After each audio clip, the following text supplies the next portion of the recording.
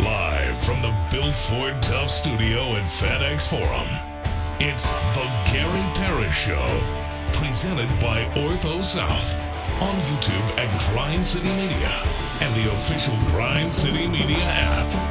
Now, here's your host, Gary Parrish.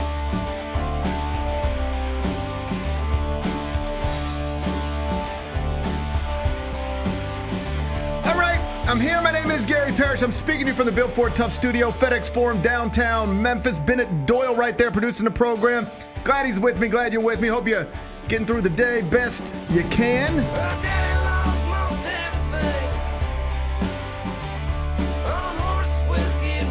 And I hope you enjoyed Sunday late afternoon, early evening at FedExForum, because that was fun. Wins are always fun. Uniforms were great. Friday night at the Chase Center, not nearly as much fun. No. But hey, life's not perfect, Bennett. 1-1 weekend for the Grizzlies. We'll talk about it momentarily.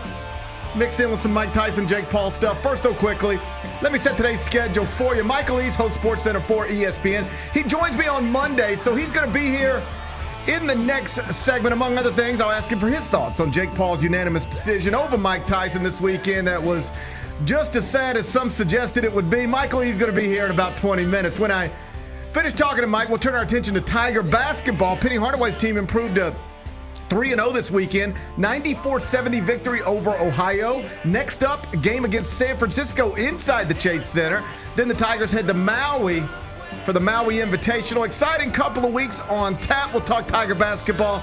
We'll do it in about 40 minutes. When we finish that, we'll take a break, come back, do 5 more things you need to know, at which point we're going to discuss 5 previously undiscussed stories. Among them, Georgia beat Tennessee 31-17 this weekend. So now both teams are 8-2, and both teams are expected to appear in the projected college football playoff bracket when it updates tomorrow night. We'll dive into that about an hour from now. Ryan Silverfield's Tigers improved to 9-2 this weekend with a 53-18 win over UAB. That's the good news. The bad news is that it's now official. The Tigers will not make the AAC championship game because that's already set no matter what happens the rest of the way. It's going to be Army against Tulane in the AAC title game. Disappointing because Memphis was picked first in the AAC preseason poll. Tulane third, Army fifth. Regardless, Tulane Army in the AAC title game. Memphis will have to watch it. We'll talk more about that a little later on in the show. We're getting a mini Beyonce concert live on Christmas. Beyonce for Christmas. Beyonce for Christmas. I'll tell you more about that. We'll do it in the 4th segment. Kansas City Chiefs are no longer undefeated. Lost in Buffalo yesterday, 30-21. Josh Allen delivered what is being called the play of the year. We'll talk Bills Chiefs. We'll do that in just a bit. And Jon Jones returned to the octagon for the first time in nearly 20 months this weekend. As expected, he won again via knockout. President-elect Trump was in attendance. We'll talk UFC during a segment we call 5 More Things You Need to Know. Then we'll eventually get the GP's carry out, and then we'll call it a day. So that's the rundown. We got a whole bunch to get to, but I did want to start with your Memphis Grizzlies because games 13 and 14 of scheduled 82 played this weekend. Game 13 was in San Francisco against the Warriors. The good news was that Steph Curry only took 9 shots in the game, scored just 13 points. The bad news is that Buddy Hield got 18 off the bench, Golden State. Scottie Pippen Jr. struggled in place of the injured John Moran, and the Warriors built a 24-point lead before mostly cruising to a 123-118 victory that dropped the Grizz at that moment to 7-6. Thank God we had a boring fight between a 58-year-old and the 27-year-old to keep us distracted from the Chase Center. Big Bet Bennett, we'll get back to the Grizzlies in a second. Okay. But the biggest event of the weekend was the Jake Paul Mike Tyson fight. I think that's true. I'm going to talk to Michael Eaves about it in the next segment, but real quick, I wanted to get your thoughts. I'm assuming you watched it. What did you think? Honestly, I had a great time. I really enjoyed it. It went pretty much how I assumed it was going to go. I never thought Jake Paul was going to knock out Mike Tyson because I'm not saying anything's fixed. I'm not saying it looked like he decided not to. It did look like he decided not to, and I think that was his plan going into it. I really do believe Jake Paul decided I'm not going to do this to this guy because he is helping me make millions of dollars by doing this fight with me. There's no question. I mean, They got an estimated crowd of 72,000 in the AT&T stadium. According to Netflix, more than 60 million people watched it worldwide. Do you realize Like, the Super Bowl beats that. Oh, yeah. Nothing else. No, that's insane. AFC title game will not beat that. NFC title game will not beat that. The World Series doesn't beat that. Game 7 of the NBA Finals doesn't touch that. College football playoff doesn't touch that. The second most watched sporting event in America this year will probably be Mike Tyson and Jake Paul. And it is not entirely because of Jake Paul, and I'm not even certain it's mostly because of Jake Paul. I think that's right. I think Jake Paul's a big deal now, and people will watch whatever he does. That's been established. But the reason 72,000 got into that stadium the other night, and the reason 60 million watched around the world, is because a lot of people around my age were holding on to something. Yeah. And it's like, man, we get to see Iron Mike back in the ring again against this loudmouth young guy. Wouldn't it be wild if Iron Mike treated him like he's Glass Joe or, Trevor Burbick?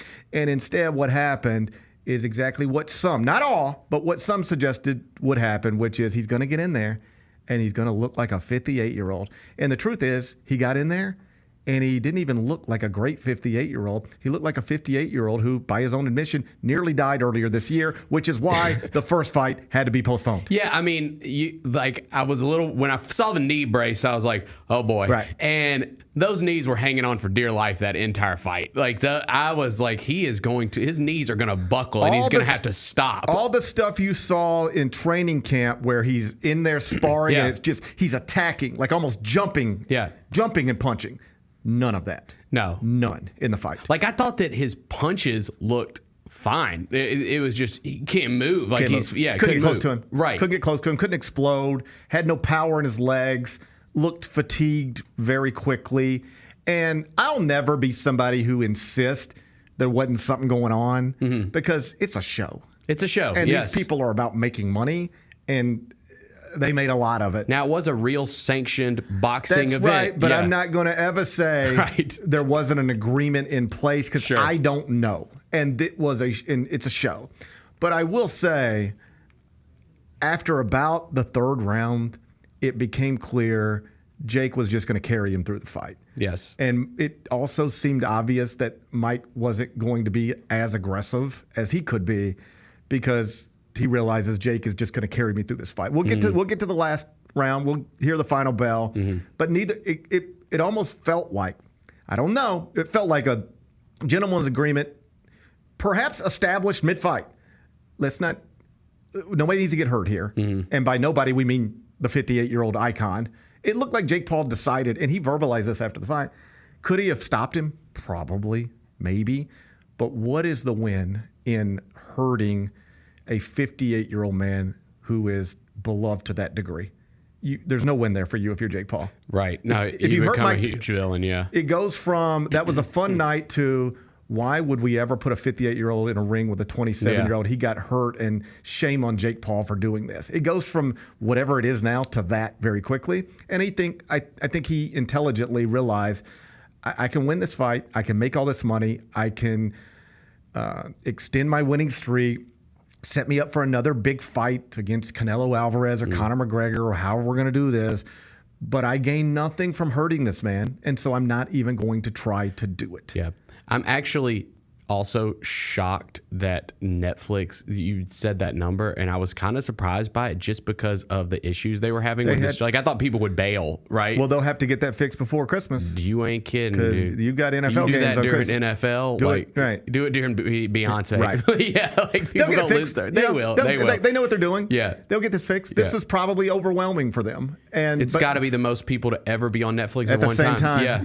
Yeah. Watching a live event, certainly. At least, yeah. So I thought the undercard was great. I thought Amanda Serrano and Katie Taylor was fabulous.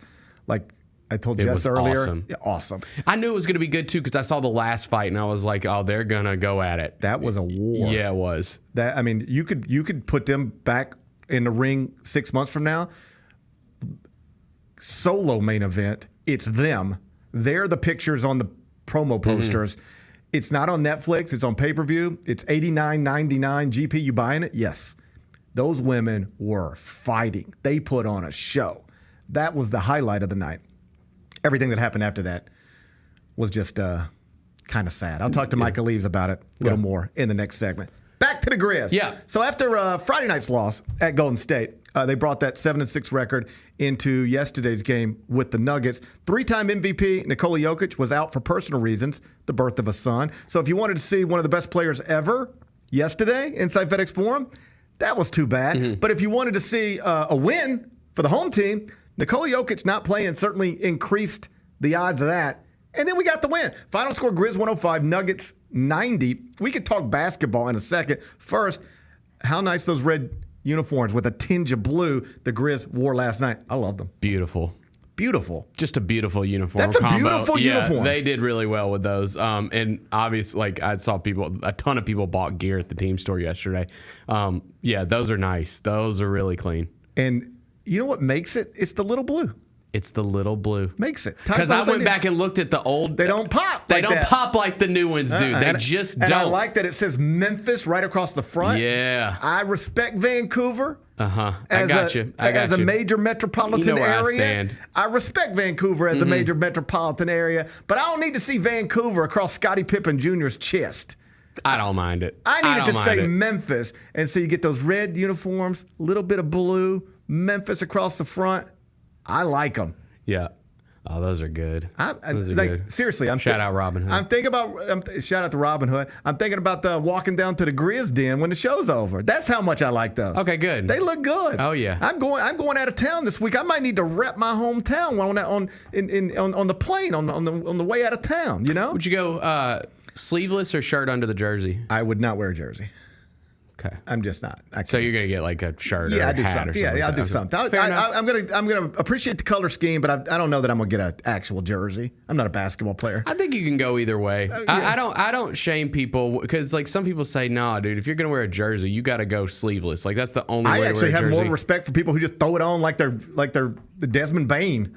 Yeah, and you see the kids. I like it. A guy my age just thinks he's Desmond Bain walking around with jersey, no shirt on underneath it. I kind of like this time of year throwing a hoodie with the jersey on top of it. I don't think that's a bad look. I see the kids doing that. I kind of like it. I just say I don't feel comfortable that it's for me, but I don't criticize other people for doing it. If you want to get a jersey, that's what I'm trying to tell you. If you want to get a jersey, you should. I think jersey over a dress shirt is a bridge too far, though. I don't like that. You can't do that. You can't do jersey over a dress shirt. Unless you're coming straight from the office. Yeah. And then I kind of don't mind that so much. I don't think you can do jersey over dress shirt. I don't think you can. I don't think anyone can pull that off. Jaren Jackson Jr., he got 20.6 rebounds, 3 blocks, and 2 assists last night. Desmond Bain added 11 points, 11 rebounds, 7 assists. Jalen Wells, 15 points. Didn't shoot it great, but 15 points in what is now his 9th career start. Who thought Jalen Wells would have 9 career starts by November 18th?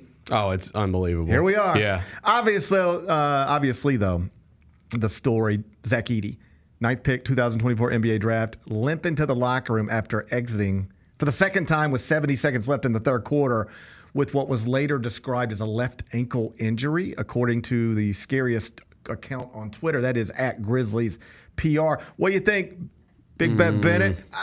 Prediction. I know a 7'4" rookie who's about to be week to week. So obviously I was encouraged when it happened the first time and he came back. Then the second ankle twist looked way worse. And I did see at first BC and some of the staff were helping him back to the locker room. He did pull away and walk back there by himself, which I guess if you want to take that for encouragement, but it's a 7-footer with an ankle sprain. Yeah. That's never good. Yeah, what I mean week to week is that even if he thinks he can play tomorrow, right, the organization will probably just say, you're week to week, buddy. Yeah. So we'll see. I'll let Grizzlies PR announce it whenever Grizzlies PR announced it. But that was, we don't like watching top 10 picks limp off the court, and that's what we watched last night. Real quick, possible good news on the injury front. Yeah, I saw this. While replying to a tweet from Anthony Sain, buddy Anthony Sain, John Morant had some encouraging words. Sain tweeted, "Here's to a good John Morant report coming soon." Ja replied right underneath it and said, "Sooner than you think. The source is me." Big Bet Bennett, we're done with Woj bombs.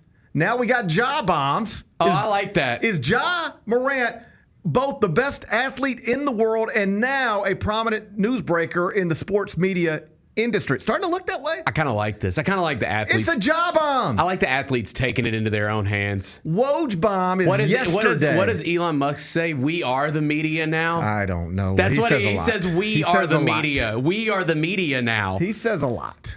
Yeah. He says a lot. I think we're taking it into our own hands. John Morant's taking it into his own. I like it. Woj bombs are yesterday. Job bombs. Yeah. That's where we're at now. Michael Eaves, host Sports Center for ESPN. I'll talk to him about all this stuff next. Gary Parrish Show, presented by Ortho South. Sonic Radio. Welcome back to Sonic RNDIO. That spells radio with me, the CIO. This just in, the new Sonic $1.99 menu lets you build a crave-worthy meal for just $1.99 an item. Whether that's a creamy shake, crispy tots, or a quarter-pound double cheeseburger. This just out. Ostriches. They're mean, not very cute, and in my opinion, way too big for a bird. Don't miss the Sonic Fun 99 menu. 5 items, always $1.99. Live free, eat Sonic. Tax not included. See menu for details. When it's all on the line, you turn to the strong, the stable, the unwavering. To those with a history of raising their performance to meet the moment. It's true in basketball. It's true in banking. Grizzlies checking from Pinnacle. Play hard. Bank easy.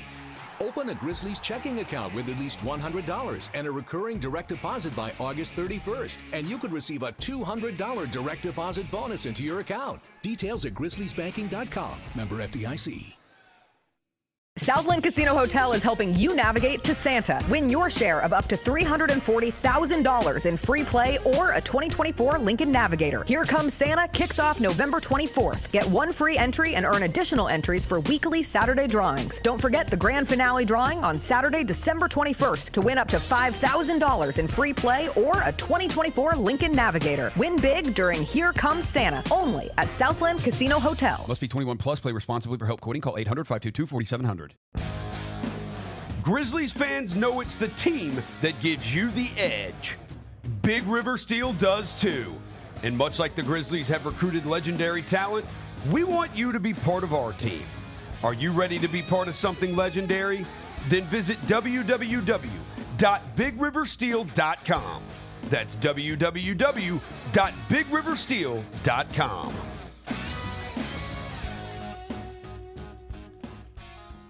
Kroger shoppers and Grizz fans, one exclusive last-minute discounted ticket deals takes it straight to you during the Grizzlies 2024-2025 season. Sign up with the new Kroger Buzzer Beater deal. Fans can sign up by texting Grizz to 636-479 or visit your local Kroger store in the Delta Division and scan the QR code. By signing up, you agree to receive recurring automated promotional and personalized marketing text messages from the Memphis Grizzlies. Consent is not a condition of any purchase. Message frequency varies. Message and data rates may apply. Can't wait. It's time to get it popping. It's going to be crazy. The fans are going to be loud. We need just energy. Behind the back to Jared for the flash. We're going to need, the Forum rocking. We're going to need, everybody in Memphis to be out there to come to support. When the fans are good, we're good. Simple as that. A Bane three. Yes, sir. Desmond Bane with ice water in his veins. We'll ride the energy together. Justin Timberlake. I'm bringing sexy back. The Forget Tomorrow World Tour. Live in Memphis. Justin Timberlake. FedExForum, Saturday, November 23rd. Get tickets now at livenation.com. The brand new single Selfish is available to stream and download now. For more, hit up justintimberlake.com. Looking for unique gifts and the spirit of Memphis? The Memphis Grizzlies are hosting Grizz Shop Local in the grand lobby of FedExForum.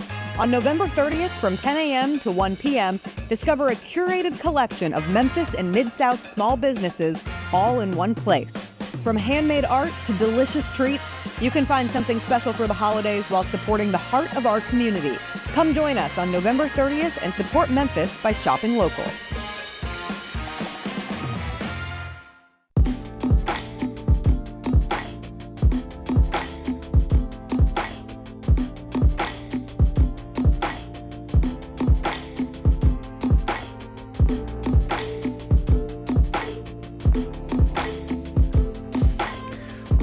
Gary Parrish Show presented by Ortho South. Some breaking news out of the NBA. Joel Embiid is listed as doubtful for tonight's game against Miami. I bring that up because the Sixers are in town Wednesday.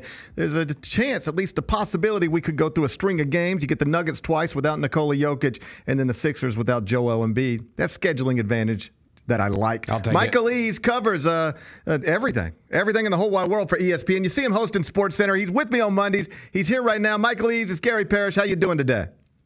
Morning, brother. What's cracking? Everything's good in my world. I appreciate you being here. Let's start with what was clearly the biggest event of the weekend, even if it was undeniably a letdown. Friday night in Texas, Jake Paul, Mike Tyson, 72,000 people in AT&T Stadium. Netflix says roughly 60 million people streamed it around the world, meaning when this year is over, the Super Bowl will probably be the most watched sporting event in America. And number two will likely be Jake Paul, Mike Tyson. What does that say about us as people that so many of us were drawn to this boxing match between a 58-year-old icon and a 27-year-old content creator? It's just further proof of how much of a celebrity culture we subscribe to. That's it, man.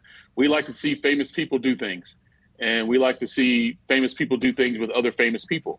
And you're also talking about two generations here, right? So you got the Jake Paul generation, you have the Mike Tyson generation, Gen X versus, really Gen Z, if you want to throw some millennials in there as well, coming together for one thing. And honestly, outside of major sporting events, like you mentioned, like the Super Bowl and things like that, we really don't get that type of programming for both generations that would come together. Unfortunately, it was this particular fight, at least for the older generation, who didn't want to see Mike Tyson out there at 58 years old to begin with. But at the same time, as we said last week, I was going to watch it because it is Mike Tyson. And I'll say this, there were only a few good outcomes I thought that could come of this thing. And Tyson not getting knocked out was one of them, right? And so that happened. And so I guess overall it was a success, obviously, for those gentlemen, the money they're going to make and what have you. But nonetheless, it's just further proof, man. We like celebrities. We love them. Jake Paul, had made a big spectacle of everything leading into the fight, even said that Mike Tyson had to die. It became obvious once the fight got going that Mike was in no condition to actually compete in this thing. He was old. He was old. 58. He was 50, old. He was old. Yes. And after the fight, Jake Paul said, I maybe could have ended it, but I did. He seemed to recognize in real time, there's no win for me hurting this man that so many people love, and backed off a little bit. At least that's the way he described it. I can see that. Did you see that as well? I did. Yeah. I really did. And good for him. Yeah. Good for him, because he's right. Him knocking out Mike Tyson does nothing for him. But here's the thing, though. So he had that wherewithal during the course of the fight to realize what could happen, and he backed off. But then after the fight, he had the audacity to say that in his prime, he could have beaten Mike Tyson. Right. Yeah. See what I'm saying? Like, come on, Jake. Like, there's a whole generation of people who aren't down with your shenanigans, but we're too old for that anyway. And then we see you do something that's like, all right, maybe he's not the jerk that he portrays. And then all of a sudden he comes behind it and goes right back to that character that's made him popular, made him a bunch of money. So I get it. But yeah, there were clearly moments in that fight, Gary, where you thought Jake could have really hurt Mike, and nobody wanted to see that. And I'm glad that Jake Paul didn't want to see it either. Is there a lesson in there for all of us? And maybe not all of us needed to learn it. Maybe we knew it, but still wanted to consume it. But we do this. Every year at the Masters, we get excited about Tiger. And then we watch him, look his age and limp around and double bogey. And we go, man, I don't like seeing this. Aaron Rodgers coming off major surgery at the age of 40. What that's going to look like? Well, they're 3-8. Like outside of LeBron, let's stop pretending old people are going to be able to do things that old people typically can't do. Here's the thing, and I've realized this as I've gotten older, but also my parents were older compared to my friends. I had more like grandparents than parents. My dad was 52 when I was born. My mom was 44. So I grew up around old people. And one thing about old people, two things. One, they appreciate getting older because the alternative is death, right? So they appreciate getting older, but then they look back on their younger days and their memories with such fondness, right? As we get older, we like to hang on to our generational stars. That's why we listen to the same music we did in high school and college. That's why we root for Tiger and Mike Tyson, because they remind us of a certain point of our lives. And we hold these people to such a high regard.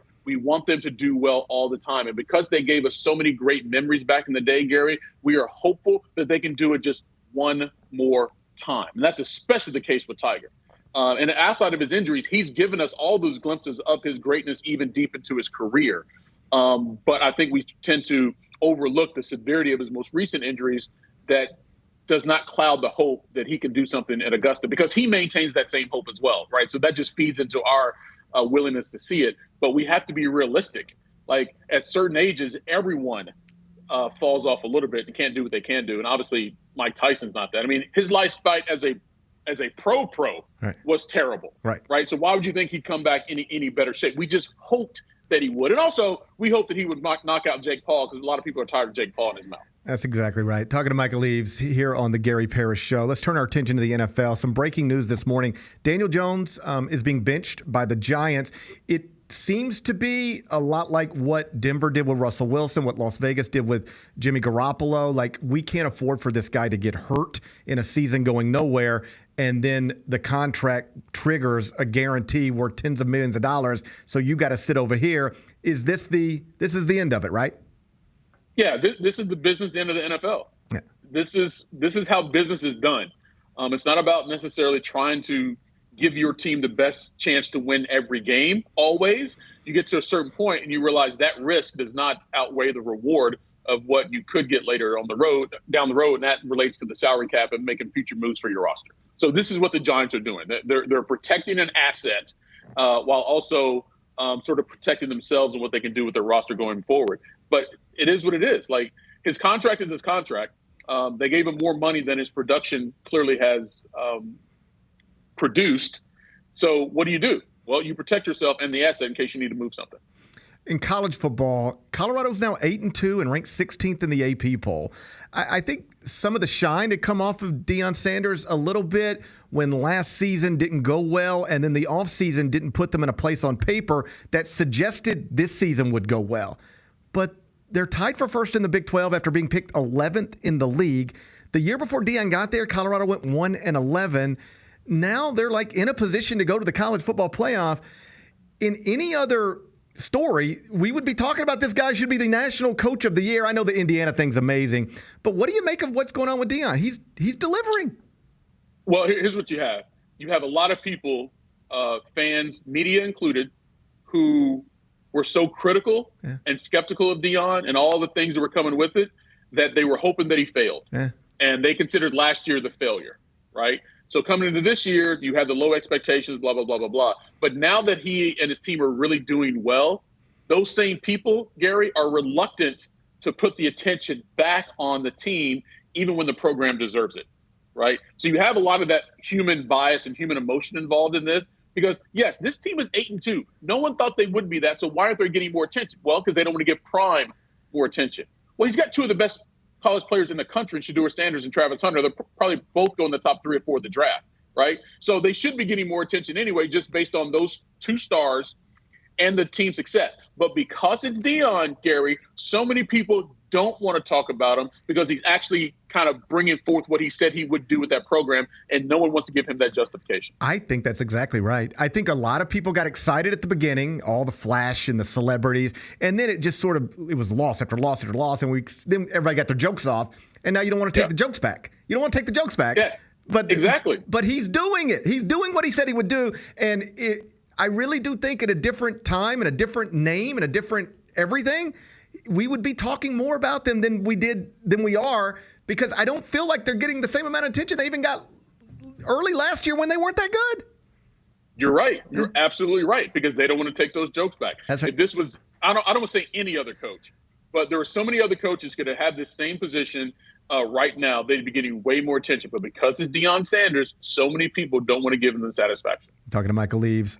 Do we, because now I saw Michael Irvin sort of mentioning to Jerry Jones at the Jake Paul-Mike Tyson fight, I got to talk to you about Deion. And now the Giants look like they're headed for a coaching change. Somebody has suggested, do you draft Shedeur Sanders, hire Prime to come? Does that in your head work as an NFL coach, Deion Sanders, or is it too much? For the Cowboys or any team? Anybody, but let's start with the Cowboys. It does not work for the Cowboys. Because that's not their issue right now more than anything. And you're not going to bring in another high-profile quarterback who you just paid Dak Prescott a lot of money. Right? So that some of that stuff doesn't make sense. Do I think Deion could come to an NFL team and be successful? Yes, I do. He gets instant cachet walking in the building. The players know who he is. They will respect him instantly. And then if his football acumen is up to what it's been so far in his previous coaching stops, then you would think if he could do it there, you could do it at any level, especially if he was a star at that level. But it is going to come down to his coaching staff, right? So who does he take with him, whether he takes the Cowboys job or another job? That always has a lot to do with it. But for Deion, I can't see him working for Jerry Jones. That's why I doesn't think it's a move for the Cowboys. It's not Dallas. It's Jerry Jones, I think, would be the issue because Deion, as a college coach, you have pretty much complete control of your program. You come to the NFL, that's not always the case. And you play for Jerry Jones, it's never the case. So that's why I don't think it would work with Deion specifically in Dallas. In the NBA, the Cleveland Cavaliers are now 15-0. Next game with the Celtics.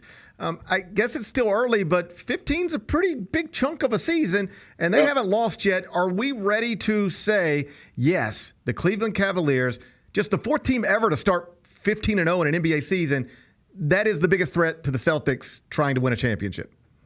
Okay, so speaking of those four teams that start 15-0, all four of them went to the final. Right. Only one of them, though, actually won it, and that was the Rockets back in '94. So even that 73-9 Warriors team did not win the NBA Finals that year. So that is a barometer for your success overall over the course of the season. Now, everyone would say the Celtics are still the best team, okay? Until you knock off the champs, they're the best team. But if you're looking at overall roster and ability to play multiple ways, you have to say the Cavs are the second best team in the East. They played better than anybody, but you look at Donovan Mitchell, Darius Garland, Jared Allen, Evan Mobley. They got dudes, man. And they got dudes that can do multiple things. So they've got scorers and they've got defenders. They probably have the best mix of a roster in the East other than what the Celtics have in Boston. Of course, Boston has yet to play with Porzingis this year, which is another added piece for them. So, yes, I do believe right now, after 15 games, the second best team in the East in terms of the number one challenger to the Celtics is definitely in Northeast Ohio. Last thing before I get you out of here, it was announced this weekend, I think confirmed maybe late last night or early this morning, Inside the NBA next season is coming to your employer, to ESPN. Yeah. You've been working in studio television for a long time. I do as well, to a lesser degree. That show is recognized largely as the best, perhaps one of the best, if not the best ever. And very few have been able to replicate it in any sort of way. Do you have a sense, as somebody who has been working in television for a long time, exactly why that show works to the degree that it works? Oh, yeah. But first and foremost, it's Charles Barkley. Right. He's one of the most entertaining personalities in television history. Okay. That's number one. Ernie Johnson is one of the best studio hosts of all time. And when you have someone like Ernie, he can recognize what everyone on that set brings to the show. And then he can be a conduit between those guys, the fans, and the producers behind him, right? Now you add in Kenny, now you add in Shaq. So all these different pieces work perfectly together because of, A, who they are, and also mostly because of Ernie Johnson, okay? But also behind the scenes, the things that the producers do for that show to put those guys in a position to be insightful and funny cannot be overstated, right? What you see clearly are the stars, but it is the coaching that goes on behind it to put those guys in the right position. And the thing about Turner is it's always sort of felt like a family-run organization, right? I've been fortunate to do a couple of events for them in the past. It's a smaller unit, and they stay together for a long time, so you have this continuity, right? So just think about how long these four guys have been together. Even before Shaq got there, it was Ernie, Kenny, and Charles for a long time. Look at all the other studio shows that have had the NBA, including us at ESPN and ABC, how much turnover we have had, right? It's hard to build something consistently if you're not together for a long time. Turner's been together forever. That's why they're really good long term. And for us as a network, it's great. But also, honestly, Gary, for the league, it's great that show is not ending simply because of a contract situation between a network and a league. If there's a home for them to stay together, it's just better. It's better for the league and fans all the way around. Two things I just wanted to highlight that you said there that I think are exactly right. First off, Ernie Johnson is a big part of that. You're a studio host. you know what it's like. It's your job to keep that thing where it's supposed to be headed. Mm-hmm. And Ernie is brilliant at knowing when to let it go. Let's let him go. And he knows exactly when to bring it back in and get it back on the rails. He's great at that. Yes. The other thing that I think contributes to it, you mentioned them, the producers. If I were on Inside College Basketball in studio in New York tonight, if me and John Rothstein started going back and forth, laughing and having a good time for more than about 30 seconds at any point, a producer would be in my ear saying, moving on, we got to go. Everything is so A block, it's to the second, B block to the second, and most studio shows are like that, and that one isn't. They just let them go, and I think they benefit from that. Yeah, because, all right, so I've been my first job in television was producing. I produced live news in Lexington, Kentucky before I became a sportscaster. So that gives me insight that a lot of people who have my role now don't have. But I've also been a studio host for a long time, right? And what you have to understand and you have to recognize in the moment, Gary, if what is happening right now is going to be better than the next thing you're trying to get to. Right. If it is, then you don't worry about the next thing and you just milk this because the people at home don't know what the next thing is going to be anyway. Right? So many young producers, they have this rundown in front of them. Oh, we got to do this, this, this, and this. You don't have to do those things. That's what you have available to you. It's not what you have to do. And recognizing that is what makes people really good in television as both a producer behind the scenes, but also as a studio host that Ernie sits. I've been on many sets and was like, I know what we got to get to. I know we have next, but this is good. I will ignore sometimes a direction and say, no, I'm going to follow up this, and it ends up being better. But you have to have that ability to have that recognition in the moment. That's great insight. That's Michael Eaves from ESPN. You can catch him on SportsCenter. Follow him on X at Michael Eaves. That's at Michael Eaves. Thanks for being here, brother. I appreciate your time.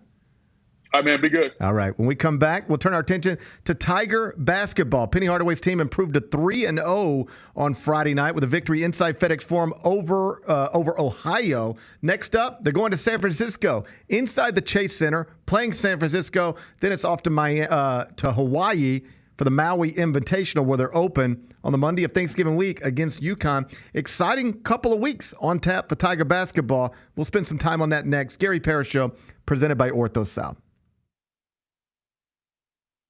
Justin Timberlake. I'm bringing sexy back. The Forget Tomorrow World Tour. Live in Memphis. Justin Timberlake. FedExForum, Saturday, November 23rd. Get tickets now at LiveNation.com. The brand new single Selfish is available to stream and download now. For more, hit up JustinTimberlake.com. Looking for unique gifts and the spirit of Memphis? The Memphis Grizzlies are hosting Grizz Shop Local in the grand lobby of FedExForum. On November 30th from 10 a.m. to 1 p.m., discover a curated collection of Memphis and Mid-South small businesses all in one place. From handmade art to delicious treats, you can find something special for the holidays while supporting the heart of our community. Come join us on November 30th and support Memphis by shopping local.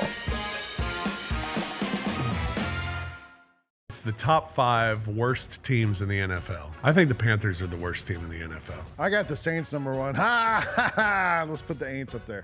They're terrible. I'll take the Titans as my worst team in the NFL. If they played Will Levis, they're for sure the worst team. Maybe in NFL history. Might be worse than the 0-16 Lions if they play Will Levis. The Odds Couple, live at 2 p.m. on YouTube at Grind City Media and the official Grind City Media app.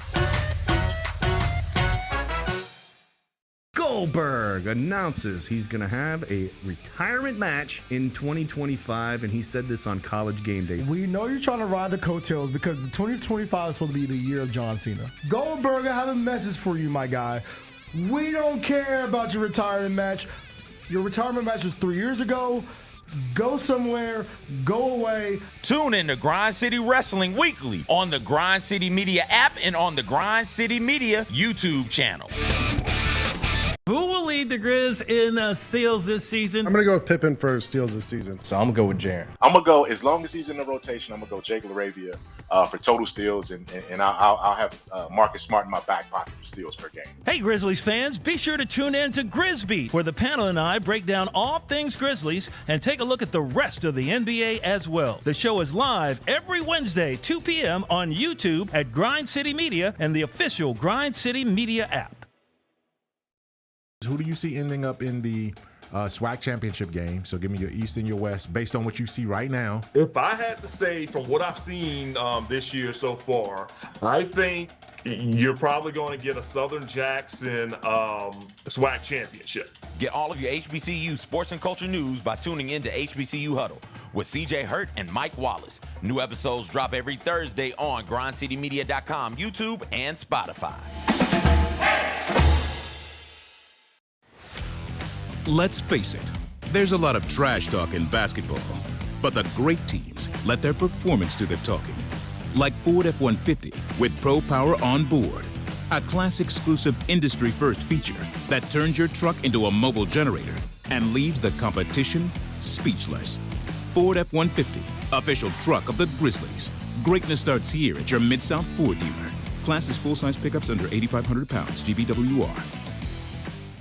Thanks for showing up, Memphis. Nothing beats catching your Grizzlies IRL, and nobody knows that better than you. So next time you want to hit up a game, Ticketmaster's got your back with tickets to every upcoming matchup. Whether you're catching the Grizzlies at home or on the road, you'll find tickets at Ticketmaster, the official ticket marketplace of the Memphis Grizzlies and the NBA.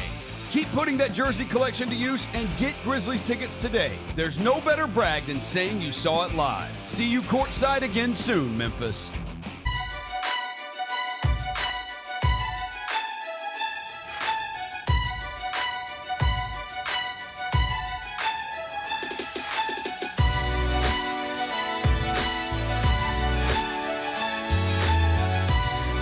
Welcome back to the Gary Parrish Show, presented by Ortho South. We're inside the Built Ford Tough studio at FedExForum, which is where the Tigers improved to 3-0 on Friday night with a 94-70 victory over Ohio. Yeah, Ohio was missing its best player, but the details don't matter, Bennett.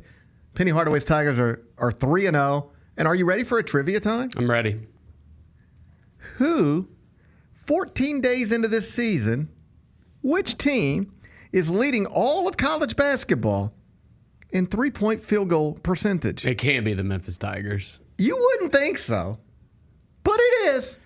I mean, they are putting up a lot of points. They're shooting 49.1% from three. It ranks first nationally. Well, they're scoring like 80, 90 points a game. I would assume there's going to be some threes mixed in there. They were 13 of 18. 13 of 18 from three against Ohio. They shot 72.2% from three against Ohio. Nicholas Jourdain was 2 of 2 from three-point range. PJ Haggerty, 4 of 5. Tyrese Hunter, 4 of 5. On the season now, PJ Haggerty is averaging 25.7 points while shooting 45.5% from three-point range. Tyrese Hunter's at 61.5%. Jourdain's at 75% from three. I know it's early and the competition has mostly been subpar, but I would have never guessed 14 days in the season, your University of Memphis Tigers were leading the entire country in three-point field goal percentage, but that's where we're at. That's awesome. Also, shout out Nick Jourdain. He's the only guy that returned from last year's team, and he wasn't a huge contributor last year. And again, we're only 3 games into the season, but to me, he looks way better than he did last year. And I'm just, that's kind of cool. Like, he's a guy that wanted to come back, and to see him playing a more prominent role with this team, that's kind of cool to see. He's been good. I mean, almost across the board, they've just been good. They really have. And I'll get into some numbers that might... they're not the best numbers relative to where it don't try to rain on my parade. I'm not. Don't try to rain on my parade. I don't want to rain on your parade. Don't you dare. I'm not. I don't want to. Not only am I not going to, I don't want to. Yeah, I got you. But if you take the preseason bias out of it and just run the data at barttorvik.com from day one of the season, Memphis, though, maybe on the verge of getting the AP poll, top 40 at KenPom, all that stuff. They'd be 48th in the country at barttorvik.com if you remove the preseason bias. Offensive efficiency Sounds number. like an NCAA tournament team to Offensive me. efficiency number ranks 68th in the country. Defensive efficiency number ranks 70th in the country. So that is not quite where you'd want it to be, but that's enough of that. That's it. Yeah. Let's focus on 49.1% from three-point range, leading the country 3-0. PJ Haggerty is like 2 more wins away. Dude. If Memphis starts 5-0 and Haggerty's numbers are anywhere close to where they are right now, he will start being talked about as an All-American. Yeah, I mean, I think right now nobody's talking about him, but that could change very quickly. I think we just underestimated how good he was going to end up being for this team because, yeah, he was freshman of the year in the conference, but he played at Tulsa. It's a bad team. Like, will that translate into being a big contributor on a team that's supposed to be good? We don't know. Well, it turns out he is that. Well, yeah. Well, here's the thing. I say the competition has been mostly subpar, and so that's one way to maybe make sense of Memphis shooting nearly 50% from three, or PJ Haggerty's averaging nearly 26 points per game. Except this is the competition. This is who they're going to be playing. Right. Missouri's not great, but Missouri's maybe better than anybody in the AAC besides Memphis. Mm-hmm. You know, UNLV's not great, but most of the AAC is outside of the top 100 at KenPom. UNLV is inside the top 100. And Ohio, clearly not great, especially when shorthanded. But if you threw Ohio in the AAC right now, they would not be picked last. They would not be picked next to last. They would not be picked third to last. You know, so you can discount it by saying, yeah, they ain't played nobody. They ain't gonna play nobody. Right. Outside of next week. Outside of Maui, and then they got good non-con. I mean, Mississippi State's good. Like legitimate good. Ole Miss and Mississippi State both played at the Lander Center in South Haven this weekend. Both won. Yeah. Ole Miss is ranked. Mississippi State's right there. So, yeah, UConn, whatever happened. By the way, San Francisco, not bad. You ready for this? San Francisco better than anybody in the AAC outside of Memphis. That is this game coming up is the last one that's like, please just get. You got to find a way. If I'm Penny, I am just hammering that all week. Like, I know everybody's ready to get to Maui. Right. I know we're opening against UConn. We got to fly cross country. Do you want people to be celebrating you heading into the UConn game and giving you a puncher's chance against the reigning and back-to-back national champs? If so, don't go lose on Thursday to San Francisco in a mostly empty NBA arena. Because all the momentum you've built up through 3 games will be gone then. And again, San Francisco's good. They're 55th at KenPom. Wow. They would be better than any. They rank higher at KenPom right now than any team in the AAC other than Memphis. Yeah. If you took it's a real game. If you took all the AAC teams and added San Francisco and said where would San Francisco slot in according to KenPom, Memphis would be 1, San Francisco would be 2. And this is not a true road game because you're not in their little on-campus facility, which I think is better. It's definitely better. You'd rather, hey, you're used to playing in a kind of empty NBA arena. Like that's what you know? Yeah. So let's go do that again as opposed to getting to a 5,300 on-campus thing that might get a little... Yeah, and the crowd's on top of you. It's not going to be that. This is better. This is better. So it's better, but it's still a challenging game. Like San Francisco, right now the projected score between Memphis and San Francisco is Memphis 78, San Francisco 77 at KenPom. That's the projected score. So that's a losable game. And I want to be clear, if they lose it on Thursday night, you know, at the buzzer in the final 3 minutes, at the under 4, it's a one-possession game, and then somebody makes a shot. I'm not going to come here and act like, what kind of program are you? It's a bad loss. It's not, that's a quality team that Memphis is going to play on Thursday. But if you want all the good stuff you can have on your way to Maui, you need to knock it out. Yeah, because especially we've talked about the Maui field. Like, yeah, you're going to be a big underdog probably against UConn. But not as big as you think. What do you think right now the point spread would be Memphis UConn? Oh, you already know it? Well, no, but I can tell you what KenPom projects it as, and it's usually pretty close. Wow, I was going to say UConn minus 10. Oh, well, KenPom's got it UConn minus 7. Okay. But that's a little lower than I would have just, if you'd have said off the top of my head, I would have been like 9 or 10, 11. Yeah. And, you know, UConn minus 7. That's what KenPom has it right now. Final score Connecticut 79. Yeah. Memphis 72. Well, that's Okay. like 7-point underdogs win every day. That's true. 7-point underdogs do win every day. Yeah, and I mean the other thing is okay, you lose that game, you're still going to have opportunities to get quality wins in Maui. Like, so just don't mess up this San Francisco game, and you got a chance to have a nice week. I just want to sit in front of my television a week from today. Let's get the tip time on that. It's got to be the premier game. A week from today at 1:30. Oh, that's pretty good. Perfect. Yeah, that's pretty good. I'm going to do a show and get out of here. Let's do that. I want to be sitting here a week from today at 1:30 in the afternoon talking about Memphis is 4-0 playing a UConn team that's also undefeated, ranked in the top 5, the reigning and back-to-back national champs. Let's see what happens. Yeah. Crazier things have happened. That's what you want. Crazier things have happened in the Civic Center in Maui. And it's just a fun day of basketball. That way that little gym looks, everything. It'll look very familiar to you. You turn it on, it'll look the way, remind you that it's Thanksgiving. Yeah. So but to feel that way heading into next Monday, and to maybe even be ranked heading into next Monday, 4-0 with a win at San Francisco, and relatively strong computer numbers could get Memphis theoretically in the AP poll by Monday. Because they're not far off, right? No. I mean, they're not on my short list of teams I'm considering right now. Like right now, I've got a top 26, and then St. John's would be 27, VCU would be 28.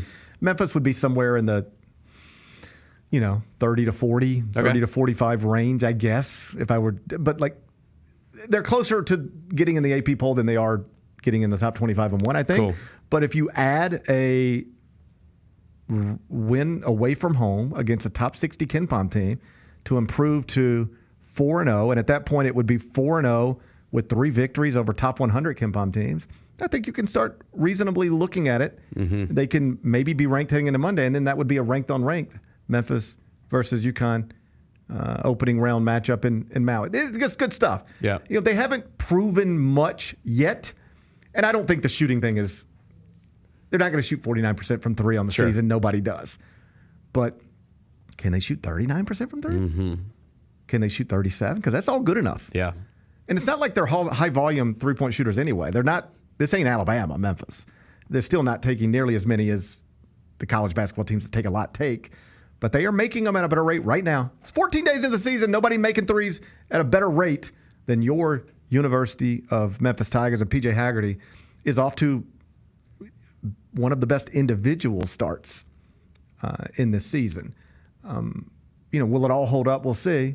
But through 14 days, the team it's where it should be, and there's reasons to be encouraged. And if you mentioned the 3-point shooting, if he can hit that 3-point shot like he was in that Ohio game, then he's going to be on the NBA radar. Because that's the knock on him is he can't shoot, right? Well, he can get to the rim. He's a great scorer, but he doesn't have a great dude. If he can hit that 3-point shot this season, he's gonna get on that radar. Yeah, I mean he's still little. I got by, you. By guard, NBA guard. Yeah. Size. He's still little, but yeah, he came here as a non-shooter. I mean, he only played 6 games at TCU, his first season of college, and shot 0% from 3, like literally 0%. Yeah. Like I mean, he took not many, but like never made one.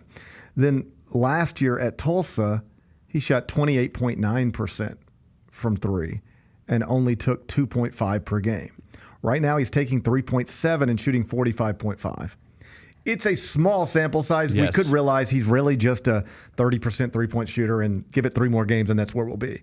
But right now he's taking more than he's ever taken, and he's making them at an incredible rate. It's all good stuff. It's good stuff, man. He's been terrific. It's good stuff. Thursday at San Francisco. We'll see how it goes. Be back. 5 more things you need to know.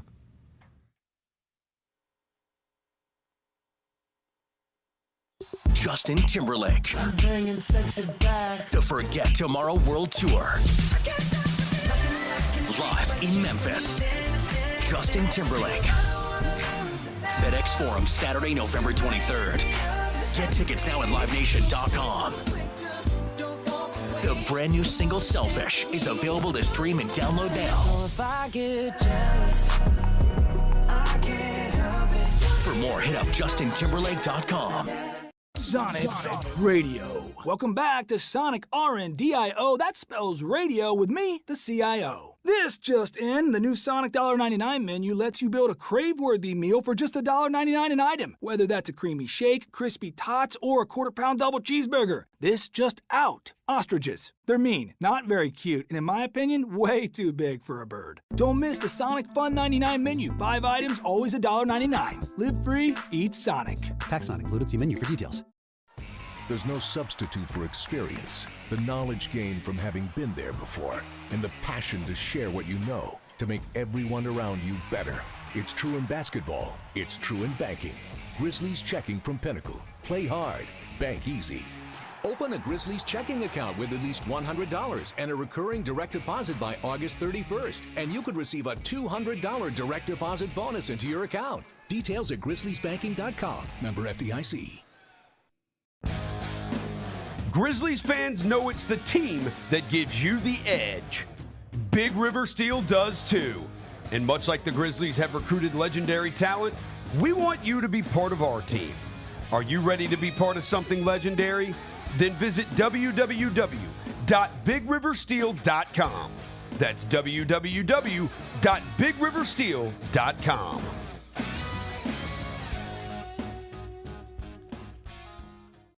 Looking for a fun way to get your child active and involved with the Memphis Grizzlies? Ball out on the Grizzlies home court at Junior Grizzlies Game Day Clinics. Presented by Ortho South. Get your game ready for the big leagues. The first Junior Grizzlies Clinic tips off November 25th before the Grizzlies versus Trailblazers game. Take your child's skills to the next level by signing up at grizzlies.com/Junior Grizzlies.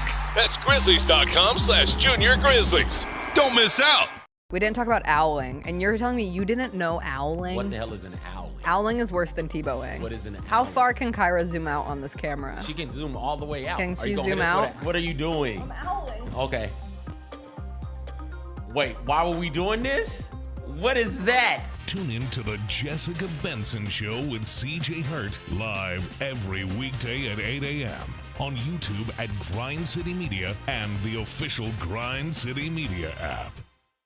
It's the top 5 worst teams in the NFL. I think the Panthers are the worst team in the NFL. I got the Saints number 1. Ha! Let's put the Aints up there. They're terrible. I'll take the Titans as my worst team in the NFL. If they played Will Levis, they're for sure the worst team. Maybe in NFL history. Might be worse than the 0-16 Lions if they play Will Levis. The Odds Couple, live at 2 p.m. on YouTube at Grind City Media and the official Grind City Media app. Who do you see ending up in the SWAC championship game? So give me your East and your West based on what you see right now. If I had to say from what I've seen this year so far, I think you're probably going to get a Southern Jackson SWAC championship. Get all of your HBCU sports and culture news by tuning in to HBCU Huddle with CJ Hurt and Mike Wallace. New episodes drop every Thursday on grindcitymedia.com, YouTube, and Spotify. Who will lead the Grizz in steals this season? I'm going to go with Pippen for steals this season. So I'm going to go with Jaren. I'm going to go, as long as he's in the rotation, I'm going to go Jake LaRavia for total steals, and I'll have Marcus Smart in my back pocket for steals per game. Hey, Grizzlies fans, be sure to tune in to Grizz Beat, where the panel and I break down all things Grizzlies and take a look at the rest of the NBA as well. The show is live every Wednesday, 2 p.m. on YouTube at Grind City Media and the official Grind City Media app. Kroger shoppers and Grizz fans, want exclusive last-minute discounted ticket deals texted straight to you during the Grizzlies 2024-2025 season? Sign up with the new Kroger Buzzer Beater deal. Fans can sign up by texting Grizz to 636-479 or visit your local Kroger store in the Delta Division and scan the QR code. By signing up, you agree to receive recurring automated promotional and personalized marketing text messages from the Memphis Grizzlies. Consent is not a condition of any purchase. Message frequency varies. Message and data rates may apply.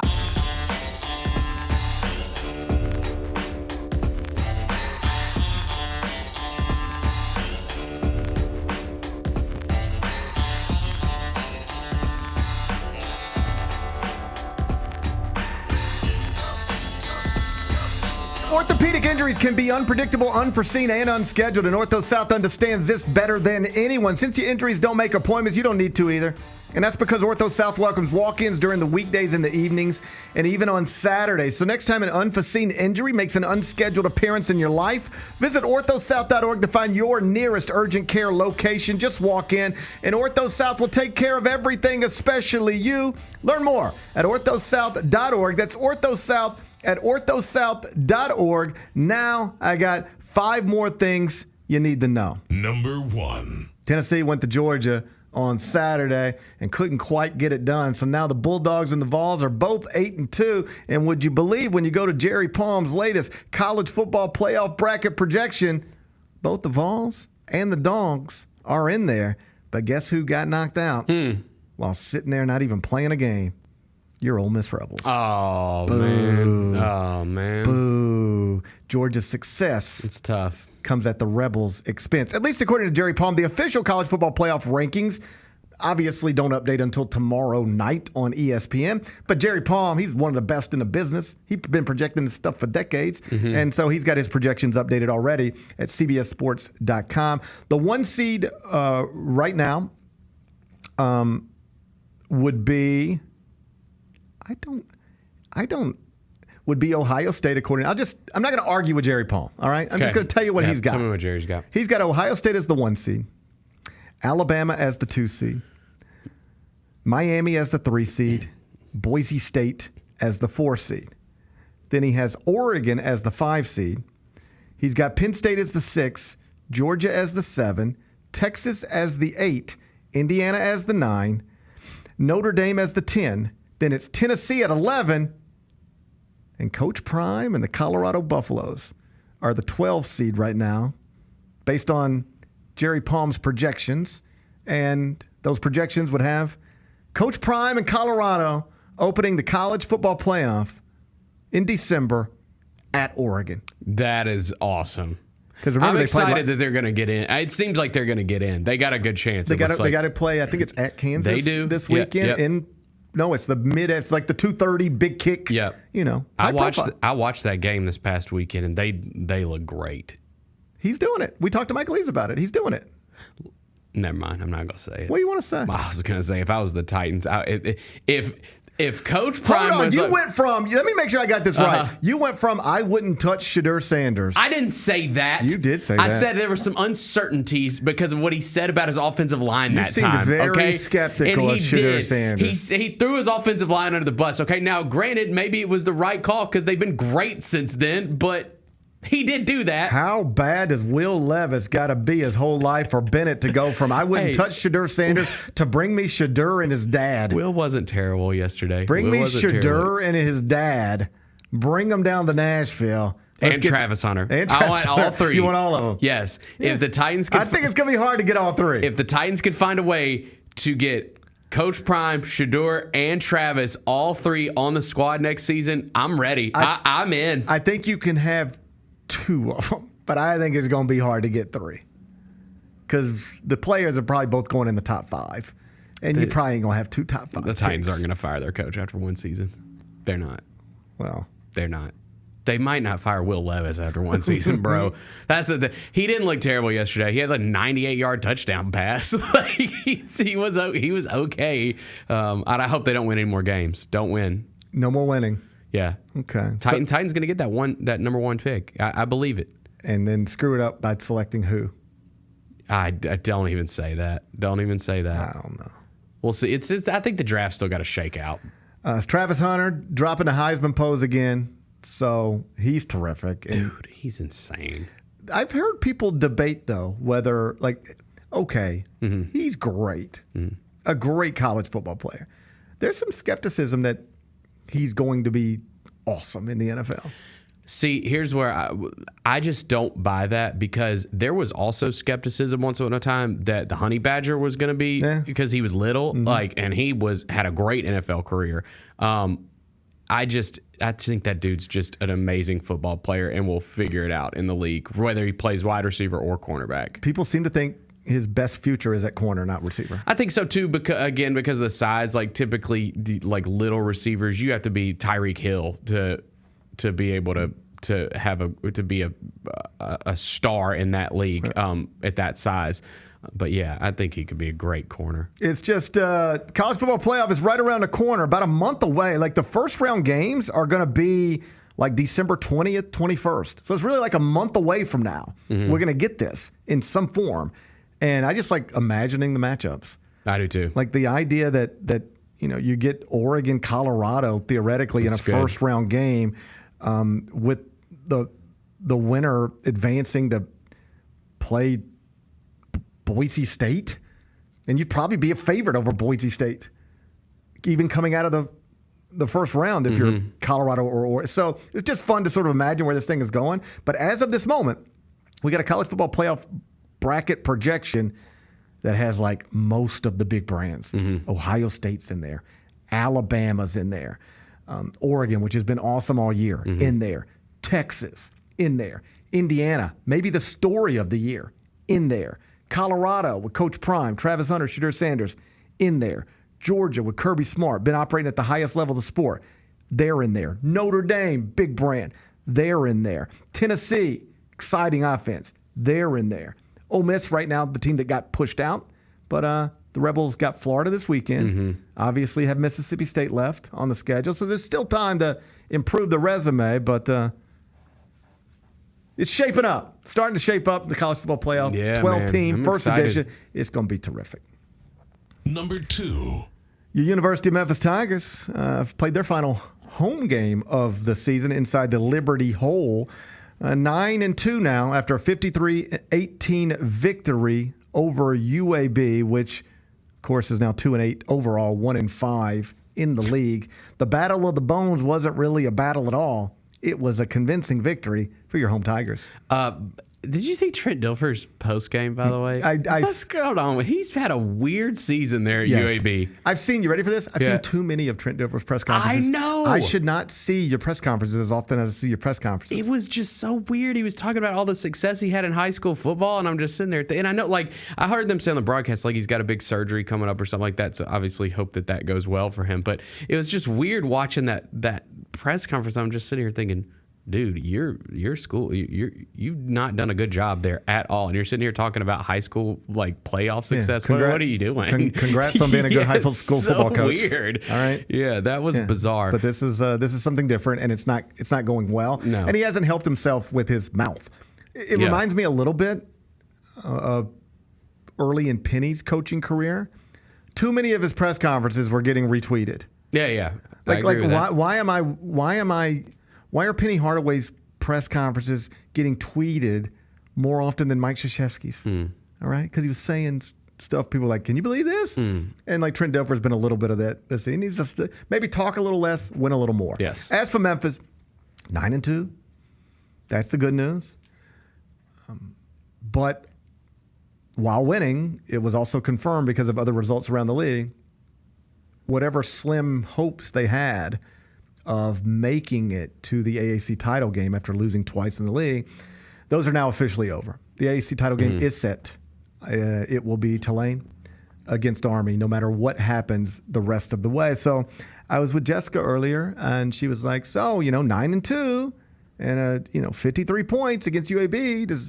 It's still a disappointing season. And among the ways to illustrate that is just point to the crowd. I mean, you had senior day inside Simmons Bank.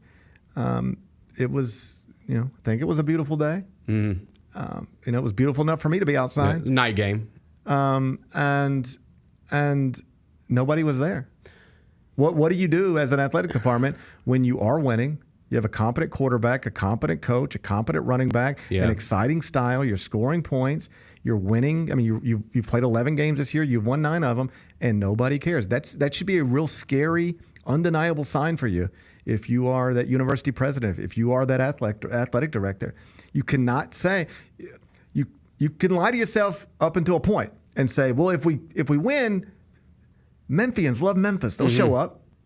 If we win, if we're holding trophies. Well, you're holding the Battle of the Bones trophy. You've won 9 of your 11 games. Nobody cares. I saw this. I should confirm it before I say it out loud. Yeah. But I believe it to I know what you're going to say. I believe it to be true. And if it's not, I apologize for sharing bad information. If I keep doing it too often, I'll run for president someday.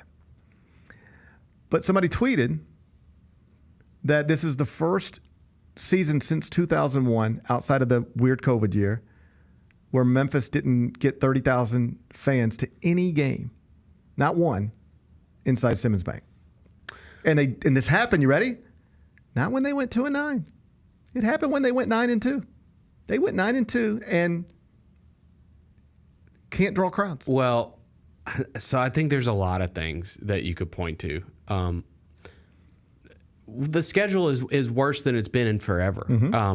And it's because of the league that they're in. I don't want to take, because I know we're talking about Memphis football and the season they have, and I know we've talked a lot about the Pac-12 and the conference realignment and all that stuff. Fine, whatever. But it's why I was sitting here screaming for it. I mean, I know it's why you were sitting here screaming for it too, because it's not compelling, and I know you can't help who you play, but except you can. You can help who you play. You could have done it. You could have. That's the thing. They keep saying we can't help who we play, but you had a chance. The Pac-12 said, "Come with us, and we can change who you play," and they passed on it. I should have said. I know what you mean. Ryan Silverfield and Seth Hennigan can't help who they play. That's fair. You know what I mean? It's not their fault they're playing this schedule, because you look at the success that they've had, and I saw the interview with Seth, and it did make me sad, hearing him say that, it's because they asked him about his legacy and saying that, hey, because he's the winningest quarterback of all time in Memphis history, and saying that he feels like it's going to be looked at as a bit of a disappointment because he never played for a conference championship. And he's right. I mean, I think that's something that, you look at Riley and Brady and Paxton, those guys all had a chance to play for a conference championship. Seth never did. So he's right there. But the guy did still have a great career and has had a great career in Memphis. And I think something should be said for the loyalty that he showed staying here. I know his dad mentioned that, and I don't think you will ever see that. Maybe not at a school like Memphis again. So I do want to give him his credit. Memphis, under current NIL rules, ever have a 4-year starting quarterback again? Maybe not. Maybe not. You're going to have to put up the money. If they're successful like he was, you're going to have to put up the money. So, again, I wanted to give him credit there. But, yeah, man, I mean, I think that's one of the big problems is, you lose. That Navy loss obviously derails everything early on because it's your first conference game. Then you lose the UTSA game, and it's okay, well, now we don't have a chance. And there's just nothing on that home schedule to get you excited. And if you know that you're not really playing for something bigger, I think it's hard to get people super invested. You look back at those teams that had the success. Obviously, they had the good conference opponents coming in Central Florida and Cincinnati. But I can remember the Paxton's teams beating the Josh Rosen UCLA team, and Ole Miss used to come here, and Mississippi State, and and that just doesn't happen anymore. And I think you need something. The fan base, I think, is just beat down by all of this conference realignment over the past few years and being left out so many times. And I think that plays into it a little bit. It's not my job to run the University of Memphis. Just my job to talk about them sometimes. Mm-hmm. But if it were my job to run the University of Memphis, I would be really concerned that I have a 9-2 football team and nobody shows up to the games. Mm-hmm. Yeah, I agree. Because, again, I've talked about this too with you.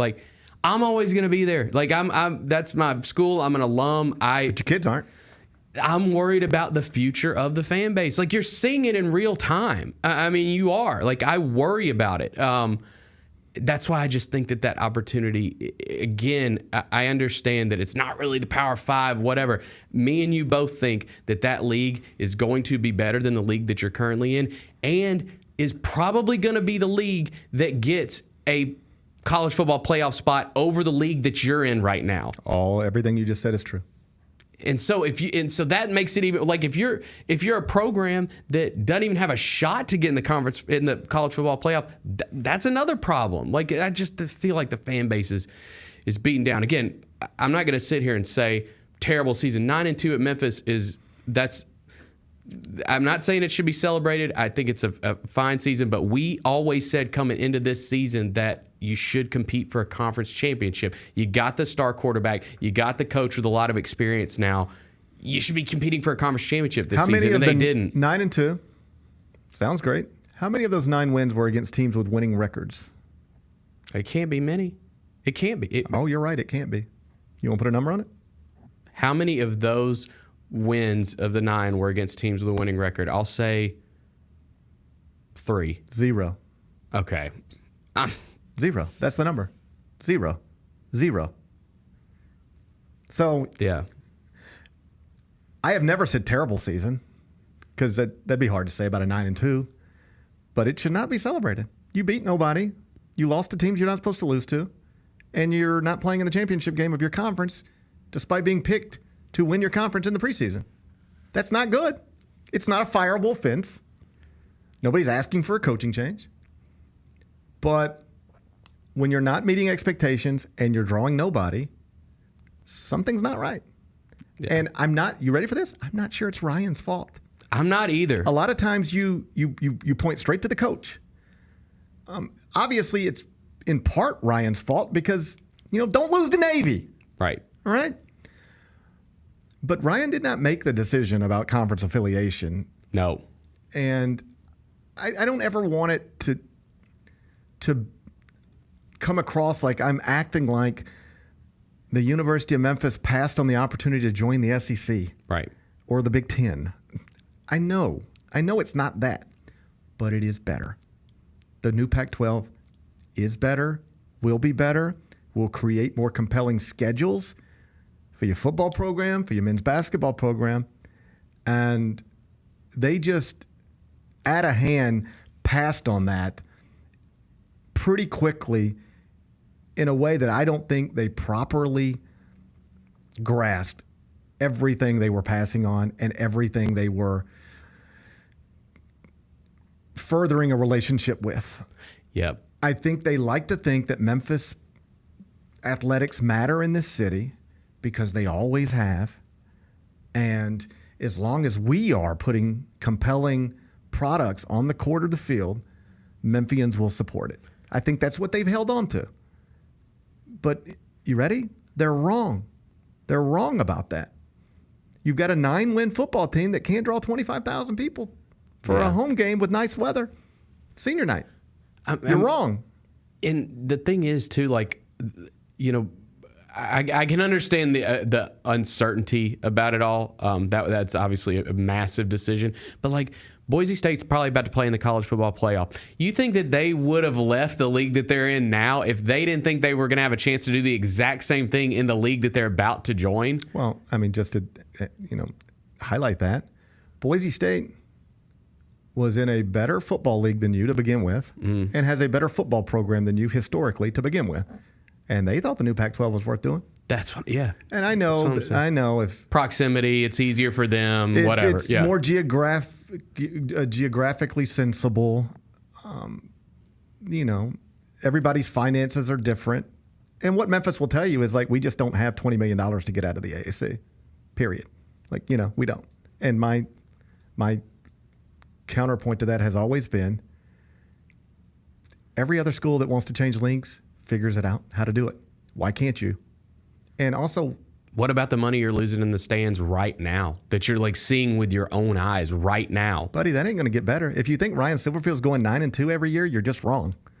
You through 11 games, some point, he's going to be? He's going to be 6-5. That's going to happen. Then what does that thing look like? It looks bad at 9-2. What's it going to look like when he throws a 6-5 in there, 7-4? I understand you didn't have the money sitting in your Bank of Bartlett checking account to pay the AAC exit fee. I get it. But, like, everybody else who wants to change leagues, they figure out a way to find the money. Mm-hmm. I've said this before, this is the only athletic department that can't ever figure out anything. And I'm not saying this version of it. My entire life. Right. They just can't figure out nothing.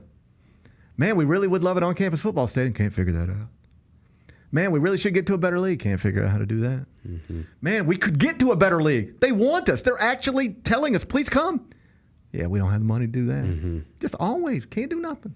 I don't understand it. I don't either. I like people who figure things out. I don't like people who just sit around talking about what they can't do all the time. Figure it out. Every other school, with few exceptions, tends to figure it out. Memphis doesn't. So this is what you get. Yeah, and again, a 53-18 win on senior night with a 9-win team, and nobody cares. Yeah, because like if you look at like again that Navy game, that UTSA game, you win one of those. Like you look at this weekend. I mean, you're on the road at number 25 Tulane. It's on ESPN. Like that should be a huge game to finish off the season. How about and this? It's just not. How about this? You don't mess around and lose those stupid games you lost. Yeah. There's a scenario where Memphis is very reasonably undefeated. Of course. Ranked 13th in the country and headed to Tulane. Like, yeah. What? Now you're talking about I know game day wouldn't because it's a weekday game, but you get the point. Mm-hmm. Now you're talking about one of the biggest games of the week. Yeah. Now it's just nothing. It's just a nothing thing. Yeah. I do, if I'm looking for any positives, like it is something you can get back. We've seen it before. That they can get it back. Of course. They can get it back. I'm just saying, I guess, let me bottom line it this way, and then we'll move on. Yeah, I got it. I know. Yeah.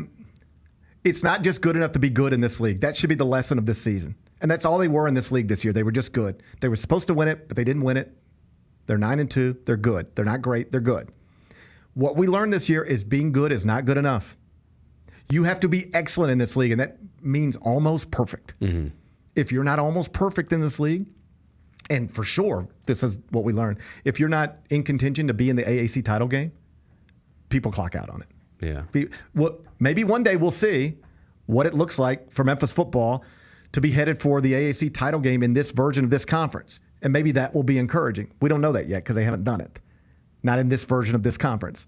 Maybe we'll find out if they really are, instead of 9-2, 10-1, but headed to the AAC title game, that people will attach to that. Yes. If they got a 23 next to their name and they're headed to the AAC title game. We don't know that yet. What we do know is what we learned this year. Just being good is not good enough. Not in this league, not against that schedule. You can keep talking about first time we've ever done this and second time we've ever done that, but what we learned this year is just being good in that league against that schedule. It means nothing. Number 3. We're going to get a Beyonce concert on Christmas. How about that?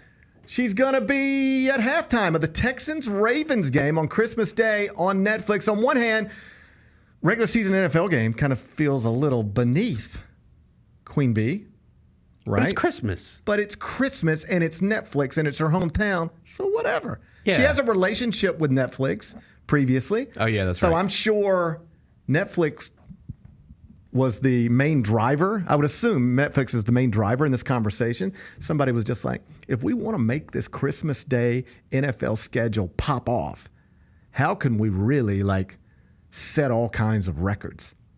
Hey, instead of just getting all of the football fans, which is much of America, to tune in, what if we threw a Beyonce concert right in the middle of it? How many more tens of millions of people are we getting just for that?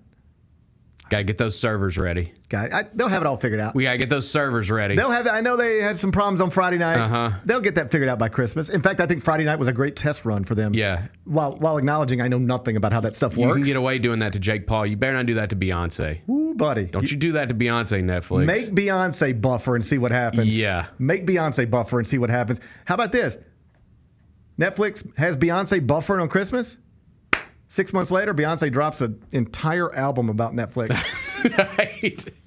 She did it to Jay. Yeah. She did it to Jay. They're going to figure it She'll out. do it to Netflix. I mean, dude, they've got WWE starting in January. Lemonade Part 2. Yeah. Strictly about Netflix. Yeah. Lemonade Part 2 about Netflix coming in June 2025. Mm-hmm. Make that woman buffer one time, Netflix. Don't do it. And you'll get what's coming to you. Number 4. Chiefs are no longer undefeated. They took their first loss of the season, Big Bet Bennett. Josh Allen's pretty awesome.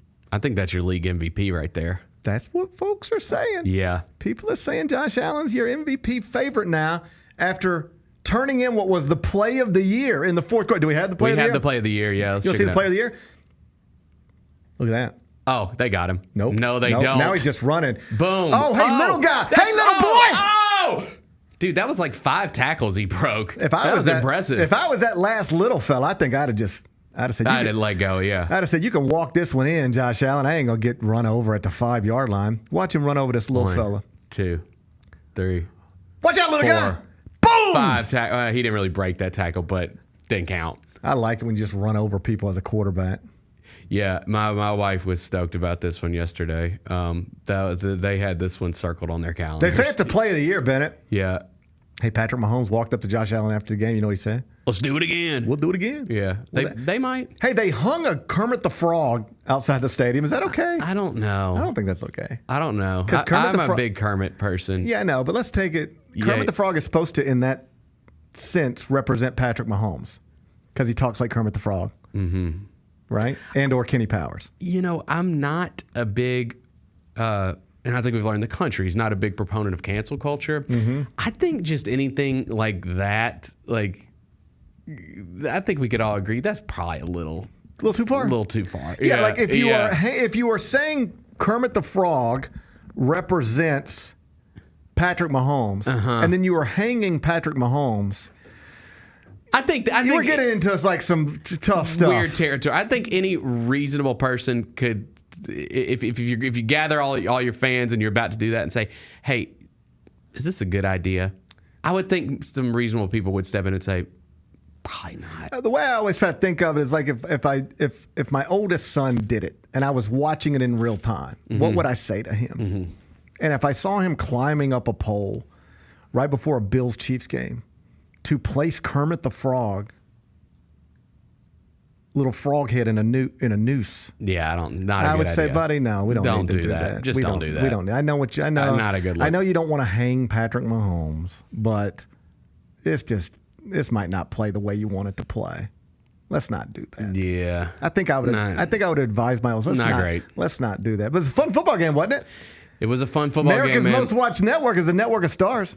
Yeah, I saw that the Dolphins, the 72 Dolphins. I can't remember. They were celebrating again. I hate them. Yeah, they get on my nerves. Shut up, 72 Dolphins. You could never do this. Y'all played half the games. Yeah, stop. Stop. Yeah, y'all were playing against plumbers. I always say I don't hate teams. I don't. Yeah. I'm a Mets fan, but I don't hate the Braves. I'm a Mets fan, but I don't hate the Yankees. Yeah. I'm a Grizzlies fan, but I don't hate the Warriors. I don't have a lot of hate in my heart. I think I hate the 72 Dolphins. Yeah. Just get over yourself. Yeah, get over yourself. So I don't like that. They're always popping champagne. Okay. I found something. I can't wait for them to be done. Okay, this was from. Where is it? Hang on. I'm sorry. I have the. I know this is great. Okay, here we go. 2020. Yeah. Okay. Right. Remember 2020? Remember that year? That was a wild one. Okay. Trump is the president. Oh, God, Bennett. The Olympics took place. Sure. The Dodgers won the World Series. Sure. Dak Prescott out for the season. Steelers first place in the AFC North. Bills beat the Chiefs in the regular season. Capitol got stormed. Chiefs, well, that didn't happen this time yet. No reason to. Chiefs win the Super Bowl. Okay, 2024. Trump's the president. Yeah. Olympics took place. Dodgers win the World Series. Dak out for the season. Steelers first place. Bills beat the Chiefs in the regular season. And then the one that we don't know, Chiefs win the Super Bowl. Ooh. It's all happening again. It's a simulation. It's deja vu all over again. Yeah. Yeah, well, I don't know. We'll see. We'll see. I think they. Would I be worried if I'm a Chiefs fan? No, they went to Buffalo and played a great team on the road and lost. Yeah, they were in Buffalo. They were in a one-possession game late, and they needed to stop. And then Josh Allen made the play of the year. Yeah. What are you going to do? What are you going to do? Number 5. Jon Jones. Turns out he's pretty good at fighting. Oh, he's not great at living life within the law. I think he is now. Well. He's had his troubles. He's had his ups and downs. He has, yes. He's had his ups and downs. But, buddy, he can sure knock another person out. I knew that was coming. What do they even call that? That was easy. What do they even call that? I don't know. A reverse spin kick? Dude. How do you just kick somebody? Across from you standing is another well-conditioned, incredibly trained fighter. Yeah. Who would kill 99.9% of the people on the planet, and you just kick him into submission. Dude. And, I can't believe the ref didn't jump in immediately. Because you knew he was done. That man had, Jon Jones could have kidney hit damage. He really looked like he had his liver broke. Busted, yeah.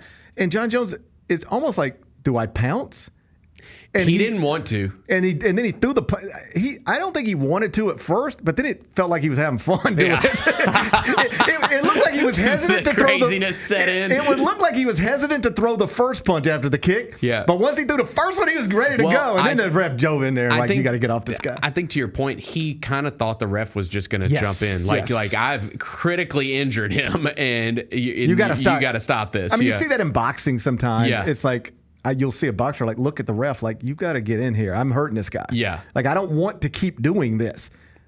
I'm protect myself at all times and all that stuff, but you need to. I'm just going to. How many times you want me to hit this guy? Yeah. Because that's all this is going to be till it's over. I will say, too, and Dana White's a smart dude because he recognized and he even threw like some jabs at boxing in his press conference afterwards, but he recognized how big Tyson Paul was going to be.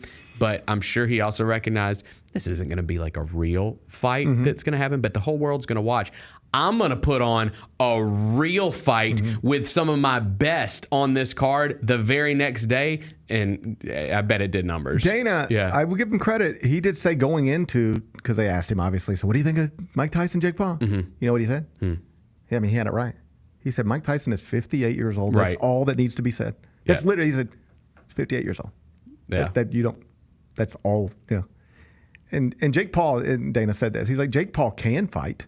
He just won't fight. He won't fight anybody. He can, but he won't. And Mike Tyson's 58 years old. So Dana had that right. Jon Jones now 28-1 as a pro in MMA at UFC. And the only loss is like he was disqualified for. I don't follow UFC, so I don't know this stuff. I've read it. Yeah. Disqualified for wild elbows. Like the only time you haven't won is your elbows got too wild. Bones Jones is the real deal. He said he wants to fight Alex Pereira next. Actually, I like what he said because he's been fighting for a long time now.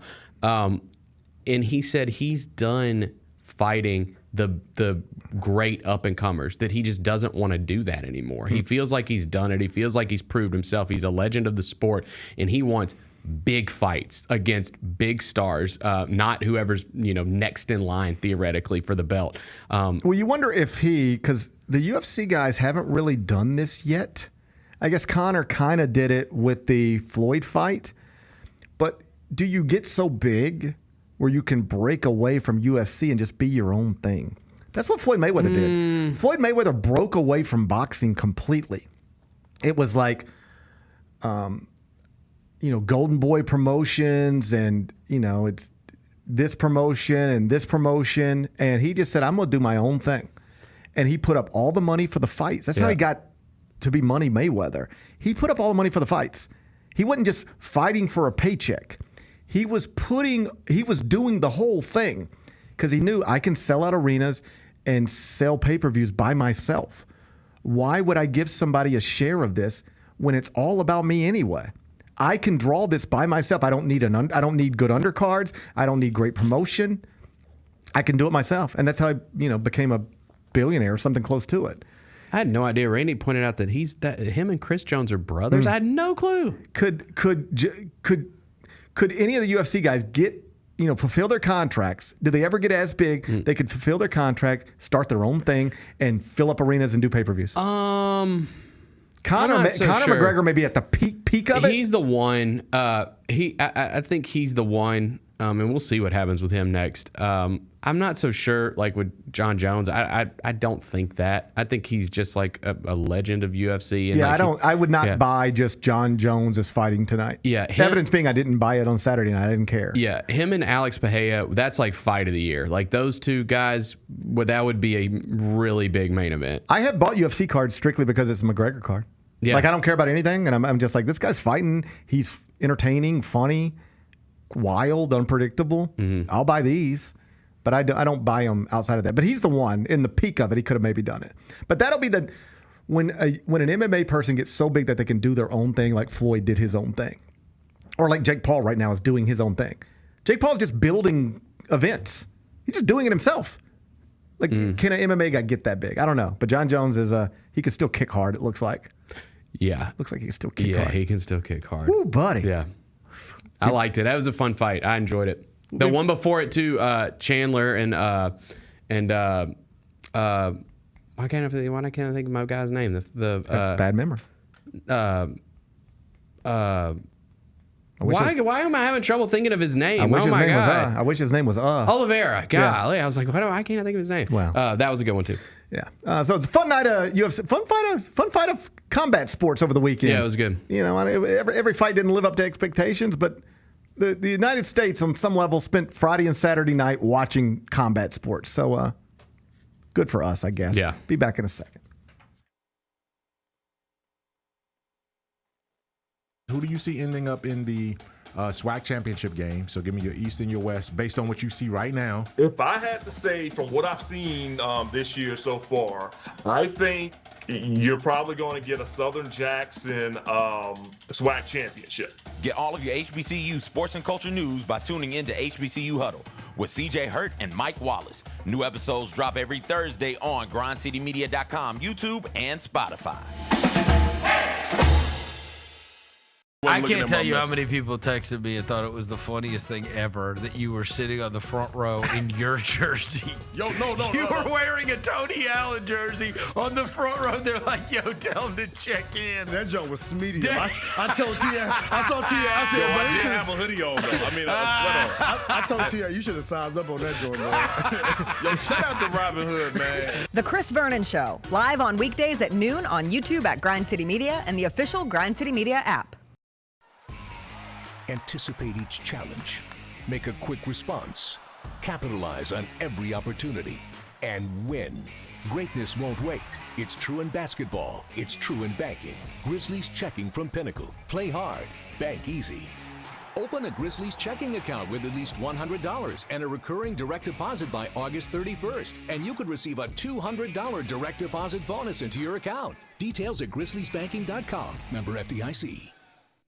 Southland Casino Hotel is helping you navigate to Santa. Win your share of up to $340,000 in free play or a 2024 Lincoln Navigator. Here Comes Santa kicks off November 24th. Get one free entry and earn additional entries for weekly Saturday drawings. Don't forget the grand finale drawing on Saturday, December 21st to win up to $5,000 in free play or a 2024 Lincoln Navigator. Win big during Here Comes Santa, only at Southland Casino Hotel. Must be 21 plus. Play responsibly. For help quoting, call 800-522-4700.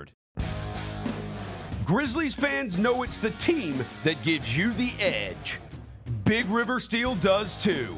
And much like the Grizzlies have recruited legendary talent, we want you to be part of our team. Are you ready to be part of something legendary? Then visit www.bigriversteel.com. That's www.bigriversteel.com.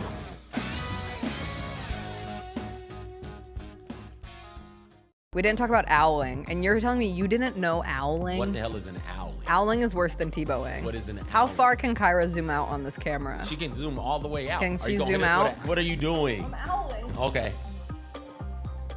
Wait, why were we doing this? What is that? Tune in to the Jessica Benson Show with CJ Hurt live every weekday at 8 a.m. on YouTube at Grind City Media and the official Grind City Media app. Justin Timberlake. I'm bringing sexy back. The Forget Tomorrow World Tour. Live in Memphis. Justin Timberlake. FedExForum, Saturday, November 23rd. Get tickets now at livenation.com. The brand new single Selfish is available to stream and download now. So if I get jealous, I can't help it. For more, hit up justintimberlake.com. Let's face it, there's a lot of trash talk in basketball, but the great teams let their performance do the talking. Like Ford F-150 with Pro Power on board, a class-exclusive industry-first feature that turns your truck into a mobile generator and leaves the competition speechless. Ford F-150, official truck of the Grizzlies. Greatness starts here at your Mid-South Ford dealer. Class is full-size pickups under 8,500 pounds, GVWR. It's the top 5 worst teams in the NFL. I think the Panthers are the worst team in the NFL. I got the Saints number 1. Let's put the Aints up there. They're terrible. I'll take the Titans as my worst team in the NFL. If they played Will Levis, they're for sure the worst team. maybe in NFL history. Might be worse than the 0-16 Lions if they play Will Levis. The Odds Couple, live at 2 p.m. on YouTube at Grind City Media and the official Grind City Media app. Goldberg announces he's going to have a retirement match in 2025, and he said this on College Game Day. We know you're trying to ride the coattails because the 2025 is supposed to be the year of John Cena. Goldberg, I have a message for you, my guy. We don't care about your retirement match. Your retirement match was 3 years ago. Go somewhere, go away. Tune in to Grind City Wrestling weekly on the Grind City Media app and on the Grind City Media YouTube channel.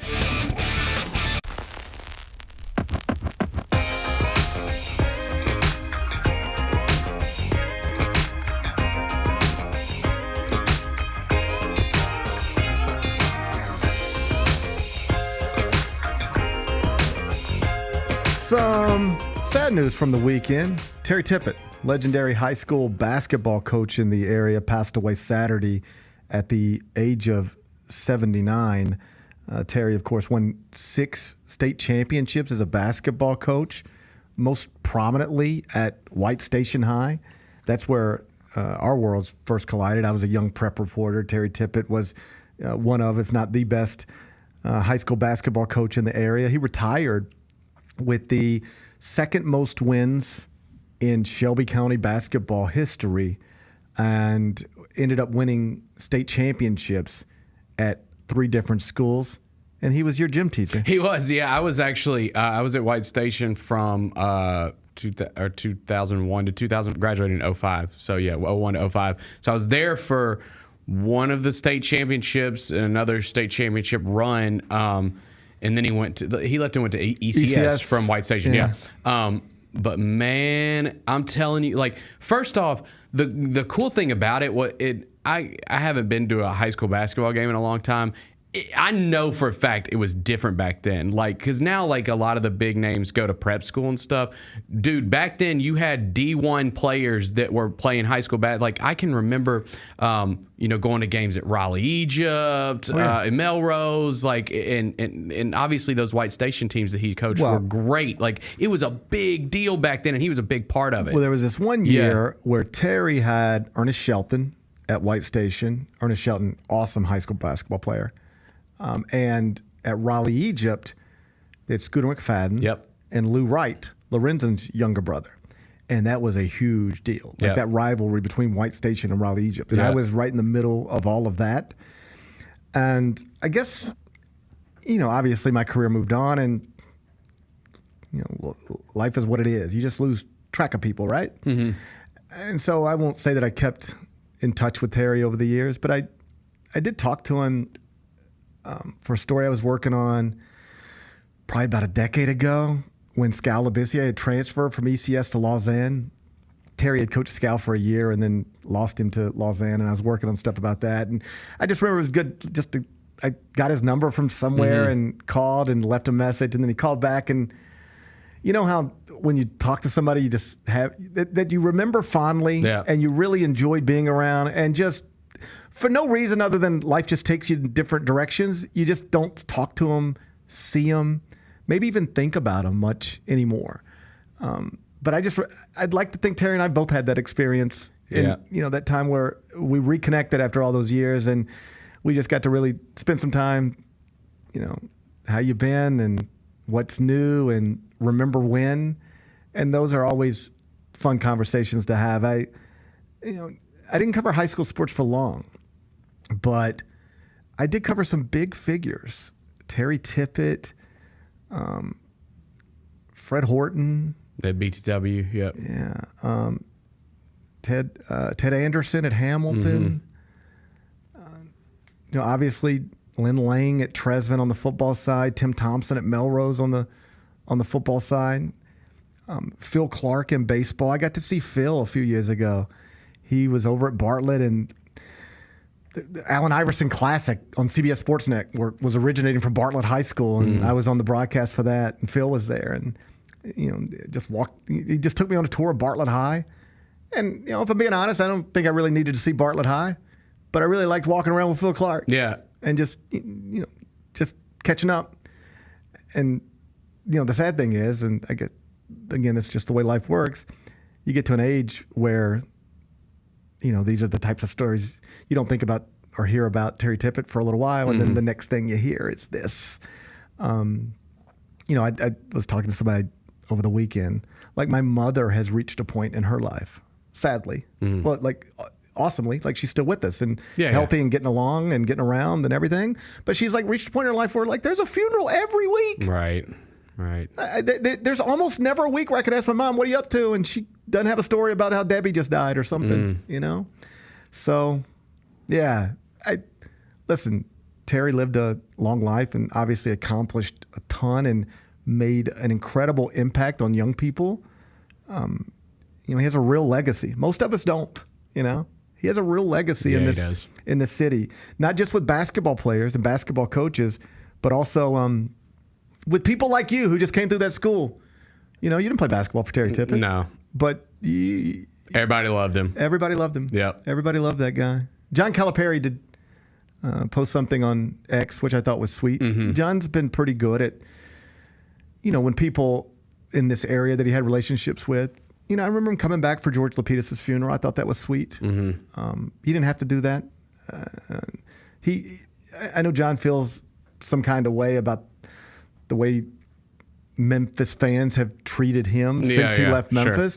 But he's always been pretty good about, hey, I did spend some good years there, made some good friends there, and I don't want to act like it never happened or just ignore it. And so when he needs to mention Memphis in a positive light, he does. And he posted this about Terry Tippett on Saturday night. Cal wrote, "Terry Tippett, a high school coaching legend and icon from Memphis, has passed away. Learned a lot of basketball from him. He became a good friend and a great mentor, one of the very best that I learned a ton from. He has left a legacy through all the players that he has coached and impacted. A good man that will be missed. Rest in peace, Coach."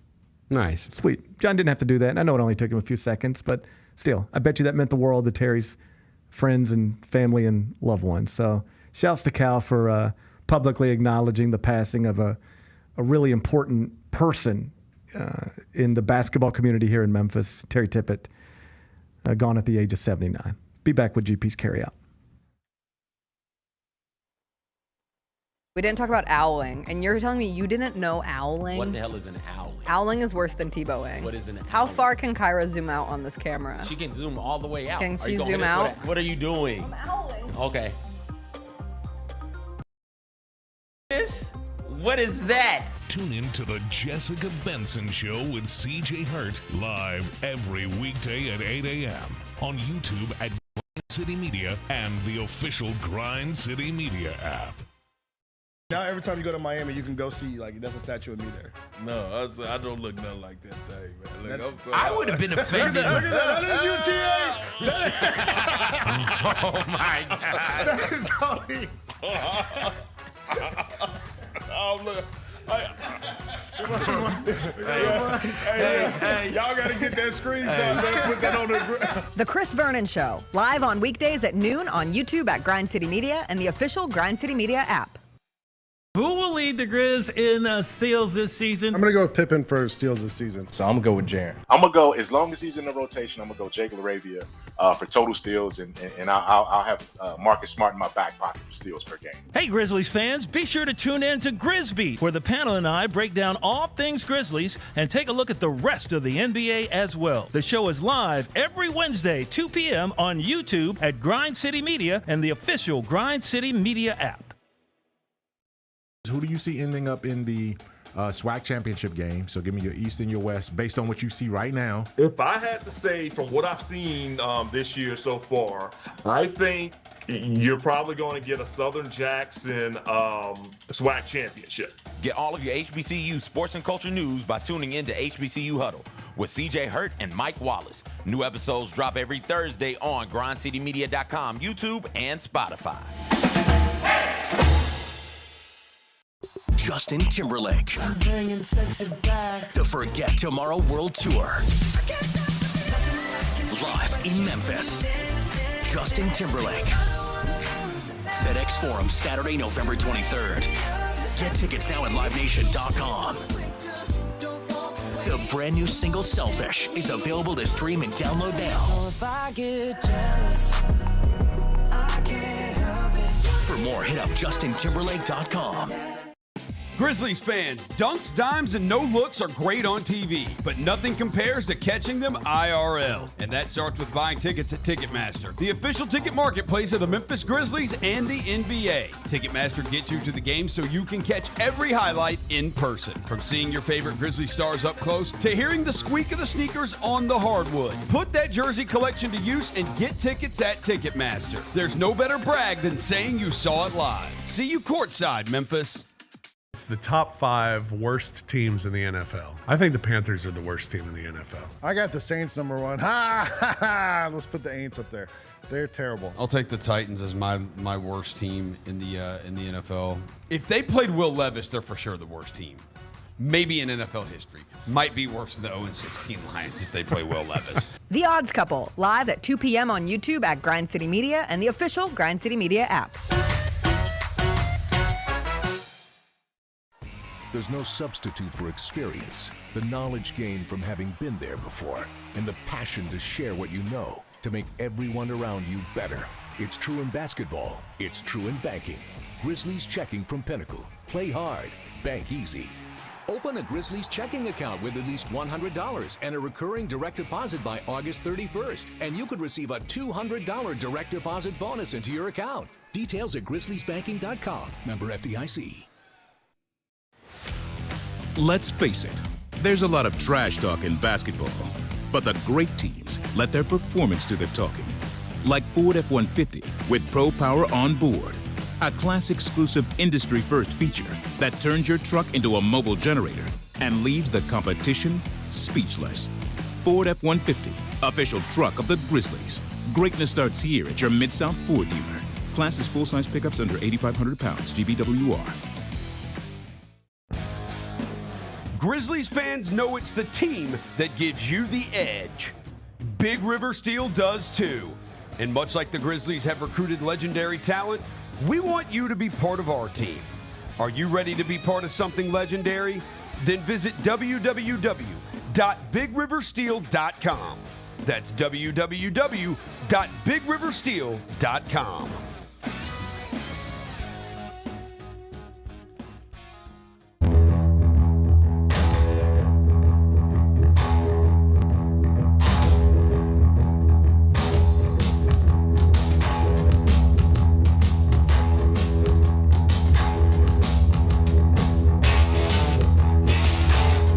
Welcome back. Gary Parrish Show presented by Orthos House. Some breaking news out of the AAC. Florida Atlantic is expected to fire Coach Tom Herman. Sources have told CBS Sports, 24/7 Sports. It's wild how quickly these coaches just go from the... I had no idea he was the coach of Florida Atlantic. He was the coach at Texas. Yeah, dude. Like a minute ago. I know. That's crazy. And now he can't even keep the FAU job. That's crazy. Buddy, they get rid of you quick. And I don't think there's another sport where you can go from the tip top of it to getting fired at FAU or whatever the equivalent is. That's wild. As college football. I mean, it's like Mike Norvell is the national coach of the year one year. Right. And they want to move him the next. College football's wild. It's wild. Good luck to Tom Herman. Yeah, I hope he Tom. gets his life straightened out. Let's do GP's carryout.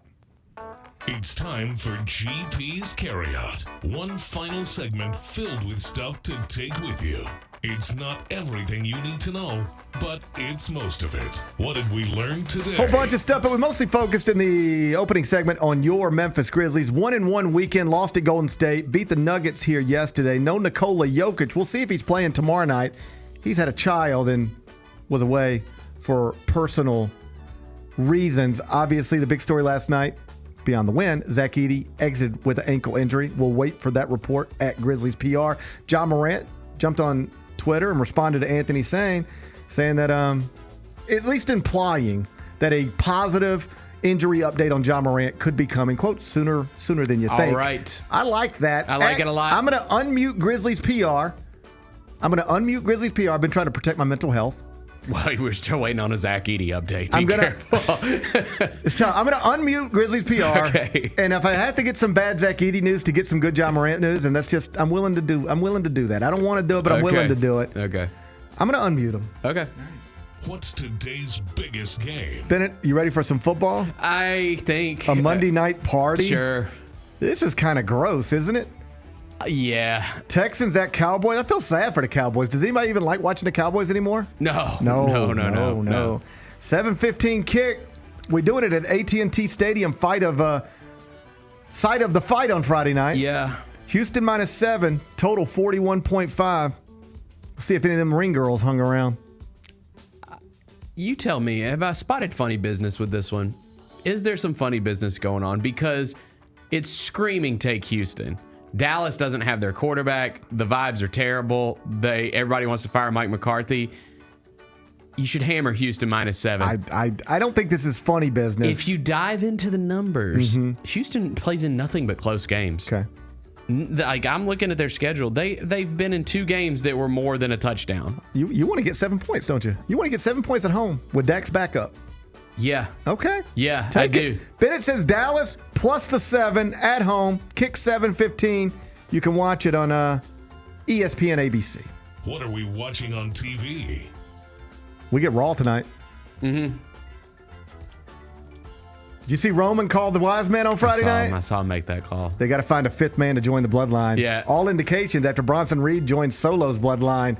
Sounds like it's going to be Seth Rollins. Okay. Perhaps we'll start to see tonight, 7 o'clock, USA Network. What's the best thing we've read? Well, over at CBSSports.com, Brandon Marcello has updated his college football power rankings. Ole Miss not in the college football playoff projected bracket according to Jerry Palm, but Ole Miss is in the top 10 of Brandon Marcello's rankings. You can find it at CBSSports.com. What's on tap for tomorrow? Well, we'll be looking back at Monday Night Football, getting ready for Nuggets Grizzlies. It should be a fun show. I'm looking forward to it already. Yep. Enjoy the rest of your day. I'll enjoy mine. Meet back here tomorrow at 10. Till then, be careful, be kind, be good. Rep your hood.